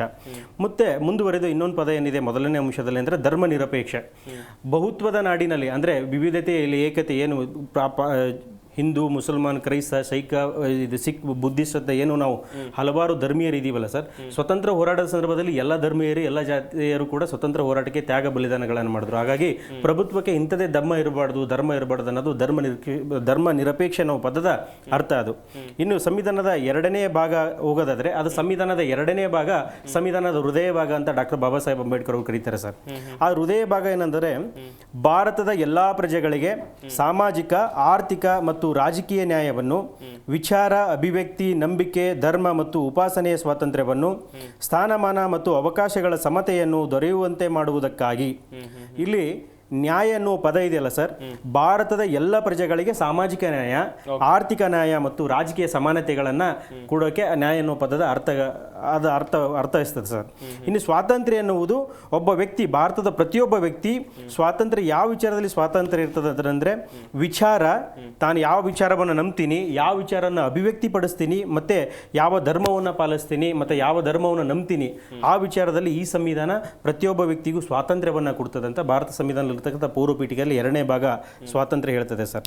ಇನ್ನು ಸಮಾನತೆಯ ಪರಿಕಲ್ಪನೆ ಏನಂದ್ರೆ ಭಾರತದ ಎಲ್ಲ ವ್ಯಕ್ತಿಗಳು ಹೆಣ್ಣು ಗಂಡು ಅನ್ನೋ ಭೇದವಿಲ್ಲದೆ, ಯಾವ ಜಾತಿ ಧರ್ಮ ಲಿಂಗದ ಭೇದವಿಲ್ಲದೆ ಹಕ್ಕು ಮತ್ತು ಅವಕಾಶಗಳಲ್ಲಿ ಸಮಾನತೆ ಎನ್ನುವ ಪದ ಭಾರತದ ಎಲ್ಲರಿಗೂ ಕೂಡ ಮುಂದಿನ ದಿನಮಾನಗಳಲ್ಲಿ ಅವಕಾಶ ಮತ್ತು ಸ್ಥಾನಮಾನಗಳಲ್ಲಿ ಎಲ್ಲರೂ ಕೂಡ ಸಮಾನ ಅವಕಾಶಗಳನ್ನು ಕೊಡ್ತದೆ ಸರ್. ಇವೆರಡು ಅವಕಾಶಗಳ ಜೊತೆಗೆ ಕೊನೆಯ ಭಾಗ ಭಾರತೀಯರೆಲ್ಲರೂ ಕೂಡ ನಾವು ಒಗ್ಗಟ್ಟಾಗಿ ಒಮ್ಮತದಿಂದ ಇಂದು ಅಂದರೆ 1949 ನವೆಂಬರ್ 26ರಂದು ನಮಗೆ ನಾವೇ ದೃಢ ಸಂಕಲ್ಪ ಮಾಡಿ ನಮ್ಮ ಸಂವಿಧಾನ ಸಭೆಯಲ್ಲಿ 1949ನೇ ಇಸವಿಯ ನವೆಂಬರ್ ತಿಂಗಳ 26ನೇ ದಿನದಂದು ನಮ್ಮ ಸಂವಿಧಾನವನ್ನು ನಮಗೆ ನಾವೇ ಅರ್ಪಿಸಿಕೊಂಡು ಅಂಗೀಕರಿಸಿ ಶಾಸನವಾಗಿ ವಿಧಿಸಿಕೊಂಡಿದ್ದೀವಿ ಅಂತ ಡಾಕ್ಟರ್ ಬಾಬಾ ಸಾಹೇಬ್ ಅಂಬೇಡ್ಕರ್ ಹೇಳ್ತಾರೆ ಸರ್. ಎಷ್ಟು ಬ್ಯೂಟಿಫುಲ್ ಆಗಿದೆ ಸರ್ ಇದು. ಯಾಕೆ ಬಾಬಾ ಸಾಹೇಬ್ ಅಂಬೇಡ್ಕರ್ ಅವರ ಈ ಸಂವಿಧಾನದಲ್ಲಿ ಈ ಪೂರ್ವ ಪೀಠಿಕೆ ಎಷ್ಟು ಬ್ಯೂಟಿಫುಲ್ ಕಾಣ್ತದೆ ಅಂದರೆ ಸರ್, ಸ್ವತಂತ್ರ ಬರೋಗಿಂತ ಮೊದಲು ಇಲ್ಲಿ ಯಾರು ಸಮಾನರಾಗಿರಲಿಲ್ಲ. ಶಿಕ್ಷಣ ಕೇವಲ ಒಂದು ಜನರ ಸೊತ್ತಾಗಿತ್ತು. ಹೆಣ್ಣು ಅನ್ನೋದು ಗಂಡು ಮಕ್ಕಳ ಆಶೆ ತೀರಿಸುವ ಅಥವಾ ಮನೆಯನ್ನು ನಡೆಸುವ ಒಂದು ಯಂತ್ರ ಆಗಿತ್ತು. ಮಕ್ಕಳನ್ನ ಕರೆಯೋದು ಅಥವಾ ಇನ್ನೊಂದು ಕೆಲಸ ಮಾಡಬಹುದಾಗಿತ್ತು. ಈ ಸಂವಿಧಾನದ ಫಲವಾಗಿ ಈ ದೇಶದಲ್ಲಿ ಒಂದು ಹೆಣ್ಮಗಳು ರಾಷ್ಟ್ರಪತಿ ಆಗಿದ್ದಾಳೆ ಬಿಕಾಸ್ ಆಫ್ ಸಂವಿಧಾನ. ಹೌದು. ನರೇಂದ್ರ ಮೋದಿ ಅವರು, ಈ ದೇಶದ ಪ್ರಧಾನಿ ಆದಂಥ ನರೇಂದ್ರ ಮೋದಿ ಅವರು ಪ್ರಥಮ ಬಾರಿಗೆ ಪ್ರೈಮ್ ಮಿನಿಸ್ಟರ್ ಆದಾಗ ಪಾರ್ಲಿಮೆಂಟಿಗೆ ಹಣೆ ಹಚ್ಚಿ ಒಬ್ಬ ಬಡತಾಯಿಯ ಮಗ, ಒಬ್ಬ ಚಹಾ ಮಾರೋನು ಇವತ್ತು ಪ್ರಧಾನಿ ಆಗಿದ್ದಾನೆ ಅಂದರೆ ಅದು ಸಂವಿಧಾನ ಕೊಟ್ಟಂಥ ಅವಕಾಶ ಅಂದರು. ಇವತ್ತು ಕರ್ನಾಟಕ ರಾಜ್ಯದ ಮುಖ್ಯಮಂತ್ರಿಗಳಾದಂಥ ಸನ್ಮಾನ್ಯ ಸಿದ್ದರಾಮಯ್ಯ ಸಾಹೇಬರು ಅವರು ಕೂಡ ಏನು ಹೇಳ್ತಾರೆ ಅಂದರೆ, ಒಬ್ಬ ಕುರಿ ಕಾಯುವ ಕುರುಬನ ಮಗ ಇವತ್ತು ಮುಖ್ಯಮಂತ್ರಿ ಆಗಿದ್ದಾನೆ ಅಂದರೆ ಸಂವಿಧಾನ ಕೊಟ್ಟಂಥ ಫಲ ಅಂತ. ಖಂಡಿತ. ಸಂವಿಧಾನ ಬರೋಕ್ಕಿಂತ ಮೊದಲು ಇದು ಆಶೆ ಆಗಿತ್ತು ಗೊತ್ತಾ ಸರ್? ರಾಜನ ಮಗ ಮಾತ್ರ ರಾಜ ಆಗಬೇಕಾಗಿತ್ತು. ಕೂಲಿ ಕಾರ್ಮಿಕರ ಮಕ್ಕಳು ಕೂಲಿ ಈ ವ್ಯವಸ್ಥೆ ಎಲ್ಲಿವರೆಗೂ ನಡೀತದೆ ಅಂದರೆ ಸರ್, ಸುಮಾರು 2,500 ವರ್ಷಗಳ ಕಾಲ ಭಾರತ ಸಂವಿಧಾನವನ್ನು ನೀವು ಪ್ರತಿ ಕ್ರಾಂತಿ ಅಂತ ಕರಿಬಹುದು. ಪ್ರತಿ ಕ್ರಾಂತಿ ಅಂದರೆ ಇಲ್ಲಿಗಿಂತ 2,000 ವರ್ಷಗಳಿಂದ ಒಂದು ಕ್ರಾಂತಿ ನಡೀತದೆ ಸರ್. ಕ್ರಿಸ್ತ ಶಕ 185ರಲ್ಲಿ ಸುಮತಿ ಭಾರ್ಗವ ಎಂಬ ಒಬ್ಬ ವ್ಯಕ್ತಿ ಮನುಶ್ರುತಿಯನ್ನು ಬರೀತಾನೆ. ಆ ಮನುಶ್ರುತಿ ಏನು ಹೇಳ್ತದೆ ಅಂದರೆ, ಕೇವಲ ಒಂದು ವರ್ಗ ಅಂದರೆ ಬ್ರಾಹ್ಮಣ ವರ್ಗ ಮಾತ್ರ ಶಿಕ್ಷಣ ಕಲಿಬೇಕು, ಕ್ಷತ್ರಿಯರ ಆಡಳಿತ ಮಾಡಬೇಕು, ವೈಶ್ಯರು ವ್ಯಾಪಾರ ಮಾಡಬೇಕು, ಈ ಮೇಲೆ 3 ವರ್ಗಗಳ ಚಾಕರಿಯನ್ನು ಈ ಶೂದ್ರ ಅತಿ ಶೂದ್ರರು ಮಾಡಬೇಕು ಅನ್ನೋದು ಮನುಧರ್ಮಶಾಸ್ತ್ರದ ಒಟ್ಟು ಆಶಯ. ಬಾಬಾ ಸಾಹೇಬ್ ಜಾತಿಗೆ ಸೀಮಿತವಾಗಿ. ಹೌದು ಸರ್, ಎಲ್ಲ ಜಾತಿಯಿಂದನೇ ಮಾಡಬೇಕು. ಜಾತಿ ಮೀರಿ ಹೋಗಂಗಿರಲಿಲ್ಲ. ಅದು ಗೋಡೆಗಳಿಲ್ಲದ, ಬಾಗಿಲುಗಳಿಲ್ಲದ ಒಂದು ಕೋಣೆಯಾಗಿತ್ತು. ಆ ಜಾತಿ ಮೀರಿ ನೀವು ಯಾವ ಹಕ್ಕು ಅವಕಾಶಗಳನ್ನು ಪಡೆಯಂಗಿರಲಿಲ್ಲ, ಬೆಳೆಯಂಗಿರಲಿಲ್ಲ. ಆದರೆ ಈ ಸಂವಿಧಾನದ ಶ್ರೇಷ್ಠತೆ ಏನಂದರೆ, ಇಲ್ಲಿ ಈ ಸಂವಿಧಾನ ನಮ್ಗೆ ಎಂಥ ಅವಕಾಶ ಕೊಡ್ತಂದ್ರೆ ಸರ್, ನಿಮ್ಗೆ ಜ್ಞಾನ ಹೊಂದಿತ್ತಂದ್ರೆ ಏನು ಬೇಕನ್ನ ಸಾಧಿಸಬಹುದು. ಇವತ್ತು OBC ವರ್ಗದ ಒಬ್ಬ ವ್ಯಕ್ತಿ ಪ್ರಧಾನಿಯಾಗ ಕಾರಣ ಸಂವಿಧಾನ, ಒಬ್ಬ ಹಿಂದುಳಿದ ವ್ಯಕ್ತಿ ಸಿದ್ದರಾಮಯ್ಯ ಅವರು ಇವತ್ತು ಮುಖ್ಯಮಂತ್ರಿ ಆಗ ಕಾರಣ ಸಂವಿಧಾನ. ಇವತ್ತು ನಾವೆಲ್ಲರೂ ಕೂಡ ಏನೆಲ್ಲ ಸಾಧಿಸ್ತಿದ್ದೀವಿ ಅದು ಸಂವಿಧಾನ ಕೊಟ್ಟಂತಹ ಫಲ ಸರ್. ಆದರೆ ಒಂದು ಇಲ್ಲಿ ನಾವು ನಿಲ್ಲಬೇಕಾಗದಂದ್ರೆ, ಸಂವಿಧಾನ ರಚನಾ ಸಮಿತಿಯಲ್ಲಿ ಸುಮಾರು ಜನ ಇದ್ದರು. ಆದರೆ ಅವತ್ತಿನ ಸಂದರ್ಭದಲ್ಲಿ ಯಾರೂ ಕೂಡ ಉತ್ತಮವಾದ ಸಂವಿಧಾನ ರಚನೆ ಮಾಡೋಕ್ಕೆ ಬಾಬಾ ಸಾಹೇಬ್ ಅಂಬೇಡ್ಕರ್ ಅವರು ಸಪೋರ್ಟ್ ಮಾಡಲಿಲ್ಲ. ಬಾಬಾ ಸಾಹೇಬ್ ಅಂಬೇಡ್ಕರ್ ಅವರು ತುಂಬ ಕಷ್ಟಪಟ್ಟೇ ಈ ಸಂವಿಧಾನವನ್ನು ಬರೆಯೋ ಸಂದರ್ಭದಲ್ಲಿ ಅವರು ದಿನಕ್ಕೆ 16ರಿಂದ 18 ಗಂಟೆ ಕೆಲಸ ಮಾಡಬೇಕಾಯ್ತು ಸರ್. 2 ವರ್ಷ 11 ತಿಂಗಳು 18 ದಿನ, ಅವರು 17ರಿಂದ 18 ದಿನ ಬಹಳ ಕಷ್ಟಪಟ್ಟು ತುಂಬ ಮುತುವರ್ಜಿಯಿಂದ ಈ ಕೆಲಸ ಮಾಡ್ತಾರೆ. ಅವರ ತ್ಯಾಗ ಬಲಿದಾನದಿಂದ ನಾವು ಇವಿಷ್ಟೆಲ್ಲ ಅವಕಾಶಗಳನ್ನು ಪಡಿತಿದ್ದೀವಿ. ಅದಕ್ಕೋಸ್ಕರ ನಾವು ಋಣಿಯಾಗಿರಬೇಕು. ಮತ್ತು ಯಾಕೆ ಋಣಿಯಾಗಿರ್ಬೇಕಂದ್ರೆ, ಈ ಪ್ರಜಾಪ್ರಭುತ್ವ, ಈ ರಾಜಕೀಯ ವ್ಯವಸ್ಥೆ ಅಥವಾ ಈ ಸಂವಿಧಾನದ ಮೌಲ್ಯಗಳು ಯಾಕೆ ಉಳಿಬೇಕಂದ್ರೆ, ನಮಗೆ ಈ ಅವಕಾಶಗಳು ಸಿಕ್ಕಿದ್ದೆ ಬರೀ ಒಂದು ತಲೆಮಾರು ಸರ್. ಇಲ್ಲಿಗಿಂತ 25 ತಲೆಮಾರುಗಳು ಹಕ್ಕು, ಅಧಿಕಾರ, ಸ್ಥಾನಮಾನಗಳಿಂದ, ಶಿಕ್ಷಣದಿಂದ ವಂಚಿತರನ್ನೇ ಆಗಿದ್ವಿ. ಈ ಸಂವಿಧಾನದ ಆಶಯಗಳನ್ನು ಅರ್ಥ ಮಾಡ್ಕೊಳ್ಳಿಲ್ಲ ಅಂದರೆ, ಅದನ್ನು ಅಳವಡಿಸ್ಕೊಳ್ಳಿಲ್ಲ ಅಂದರೆ ಮುಂದಿನ ತಲೆಮಾರಿಗೆ ಅದು ಸಿಗೋದು ಕಮ್ಮಿ ಆಗುತ್ತದೆ. ಹಾಗಾಗಿ ಎಲ್ಲರೂ ಕೂಡ ಸಂವಿಧಾನವನ್ನು ಚೆನ್ನಾಗಿ ಓದ್ಕೊಳ್ಳೋಣ ಅಂತ ನಾನು ಹೇಳ್ತೀನಿ ಸರ್. Well sir, well. ಸಂವಿಧಾನದ ಉದ್ದೇಶ ಅಥವಾ ಸಂವಿಧಾನದ ಆಶಯ ಎಲ್ಲದರ ಬಗ್ಗೆ ನಮ್ಮ ಅತಿಥಿಗಳು ಮಾಹಿತಿಯನ್ನು ಕೊಡ್ತಾ ಇದ್ರು. ನೋಡ್ತಾ ಇರ್ಬೋದು ವೀಕ್ಷಕರೇ, ಗಮನಿಸ್ತಾ ಇರ್ಬೋದು ನೀವು ಕೂಡ. ಸಂವಿಧಾನದ ಮಹತ್ವ ಏನು, ಸಂವಿಧಾನದ ಆಶಯ ಏನು, ಆ ಆಶಯ ಈಡೇರಿದೆಯಾ? ಮುಂದಿನ ಹಂತದಲ್ಲಿ ಚರ್ಚೆಯನ್ನು ನಡೆಸ್ತಾ ಹೋಗೋಣ. ಇವತ್ತು ಸಂವಿಧಾನ ದಿನಾಚರಣೆ. ಸಂವಿಧಾನ ದಿನಾಚರಣೆಯನ್ನ ಯಾತಕ್ಕಾಗಿ ಆಚರಿಸ್ತಾರೆ, ಹಾಗೇನೆ ನಮ್ಮ ಭಾರತದ ಸಂವಿಧಾನ, ಅದರ ಉದ್ದೇಶ, ಅದರ ಆಶಯ ಎಲ್ಲ ಪ್ರಜೆಗಳಿಗೂ ಕೂಡ ಗೊತ್ತಾಗಬೇಕು ಎನ್ನುವಂಥ ನಿಟ್ಟಿನಲ್ಲಿ ಈ ಕಾರ್ಯಕ್ರಮವನ್ನು ಮಾಡ್ತಾ ಇದ್ವಿ. ಹಾಗೇನೆ ನಮ್ಮ ಸ್ಟುಡಿಯೋದಲ್ಲಿ ಜಾಯ್ನ್ ಆಗಿರುವಂಥ ಅತಿಥಿಗಳು ಕೂಡ ಸಾಕಷ್ಟು ಮಾಹಿತಿಯನ್ನು ಕೊಡ್ತಾ ಇದ್ರು. ಮೂರ್ತಿ ಸರ್, ಗಮನಿಸ್ತಾ ಇದ್ವಿ ನಾವು, ಉದ್ದೇಶ, ಆಶಯ ಎಲ್ಲದೂ ಕೂಡ ಗಮನಿಸಿದ್ವಿ. ಆದರೆ ಸಂವಿಧಾನದ ಆಶಯ ಈಡೇರಿದೆಯಾ ಸರ್ ಈಗ? ಸರ್, ಇದು ಸಂವಿಧಾನದ ಉದ್ದೇಶ, ಆಶಯ ಈಡೇರಿದ್ಯಾ ಅನ್ನೋದಕ್ಕಿಂತ ಅದು ಎಲ್ಲರೂ ಪಾಲಿಸಲೇಬೇಕು. ಹೌದು. ಯಾಕೆಂದರೆ ಸಂವಿಧಾನದ ರಚನೆ ಆಗಿರ್ತಕ್ಕಂಥ ಪಾರ್ಲಿಮೆಂಟು, ಸಂವಿಧಾನದ ರಚನೆ ಆಗಿರ್ತಕ್ಕಂಥ ಕಾನೂನು ವ್ಯವಸ್ಥೆ, ಅದೇ ರೀತಿ ಸರ್ಕಾರಿ ಸಂಸ್ಥೆಗಳು ರಚನೆ ಆಗಿರ್ತಕ್ಕಂಥ ಸಂವಿಧಾನದಲ್ಲಿ ಇಲ್ಲಿ ಯಾರು ಉಲ್ಲಂಘನೆ ಮಾಡ್ತಾರೆ ಅವರು ಕಾನೂನು ಪ್ರಕಾರ ಅವ್ರಿಗೆ ಶಿಕ್ಷೆ ಆಗೇ ಆಗುತ್ತೆ. ಇದು ನಮ್ಮ ಕಾಮನ್ ಮ್ಯಾನ್ ಲಾ ಅಂತ ಕರಿತೀವಿ ಸಂವಿಧಾನ. ನಾವು ಸಾಮಾನ್ಯ ಜನಗಳಿಗೆ ನೇರವಾಗಿ ಇರ್ತಕ್ಕಂಥ ಲಾ ಯಾವ್ದು ಇದ್ರ ದೇಶದಲ್ಲಿದ್ದರೆ ಅದು ಯಾವುದೇ ಒಂದು ನಮ್ಮ ದೇಶದಲ್ಲಿ ಮಾತ್ರ. ಈಗ ನೇರವಾಗಿ ಮೂಲಭೂತ ಹಕ್ಕು ಉಲ್ಲಂಘನೆ ಆಯಿತು ಅಂತೇಳಿ ನಾವು ನೇರವಾಗಿ ಹೈಕೋರ್ಟ್ಗೆ, ಸುಪ್ರೀಂ ಕೋರ್ಟ್ಗೆ ಹೋಗ್ಬೋದು. ಅದನ್ನು ಸರ್ಕಾರಿ ಅಧಿಕಾರಿಗಳು ಯಾರಾದರೂ ತೊಂದರೆ ಕೊಟ್ಟರೆ ನಮಗೆ, ಪೊಲೀಸ್ ಆಗ್ಬೋದು, ಪೊಲೀಸ್ ವ್ಯವಸ್ಥೆಯಲ್ಲಿ ಮೇನ್ ತೊಂದರೆ ಬರೋದು ನಮಗೆ ಪೊಲೀಸ್ನ ಶೋಷಣೆ ಬರ್ತದೆ.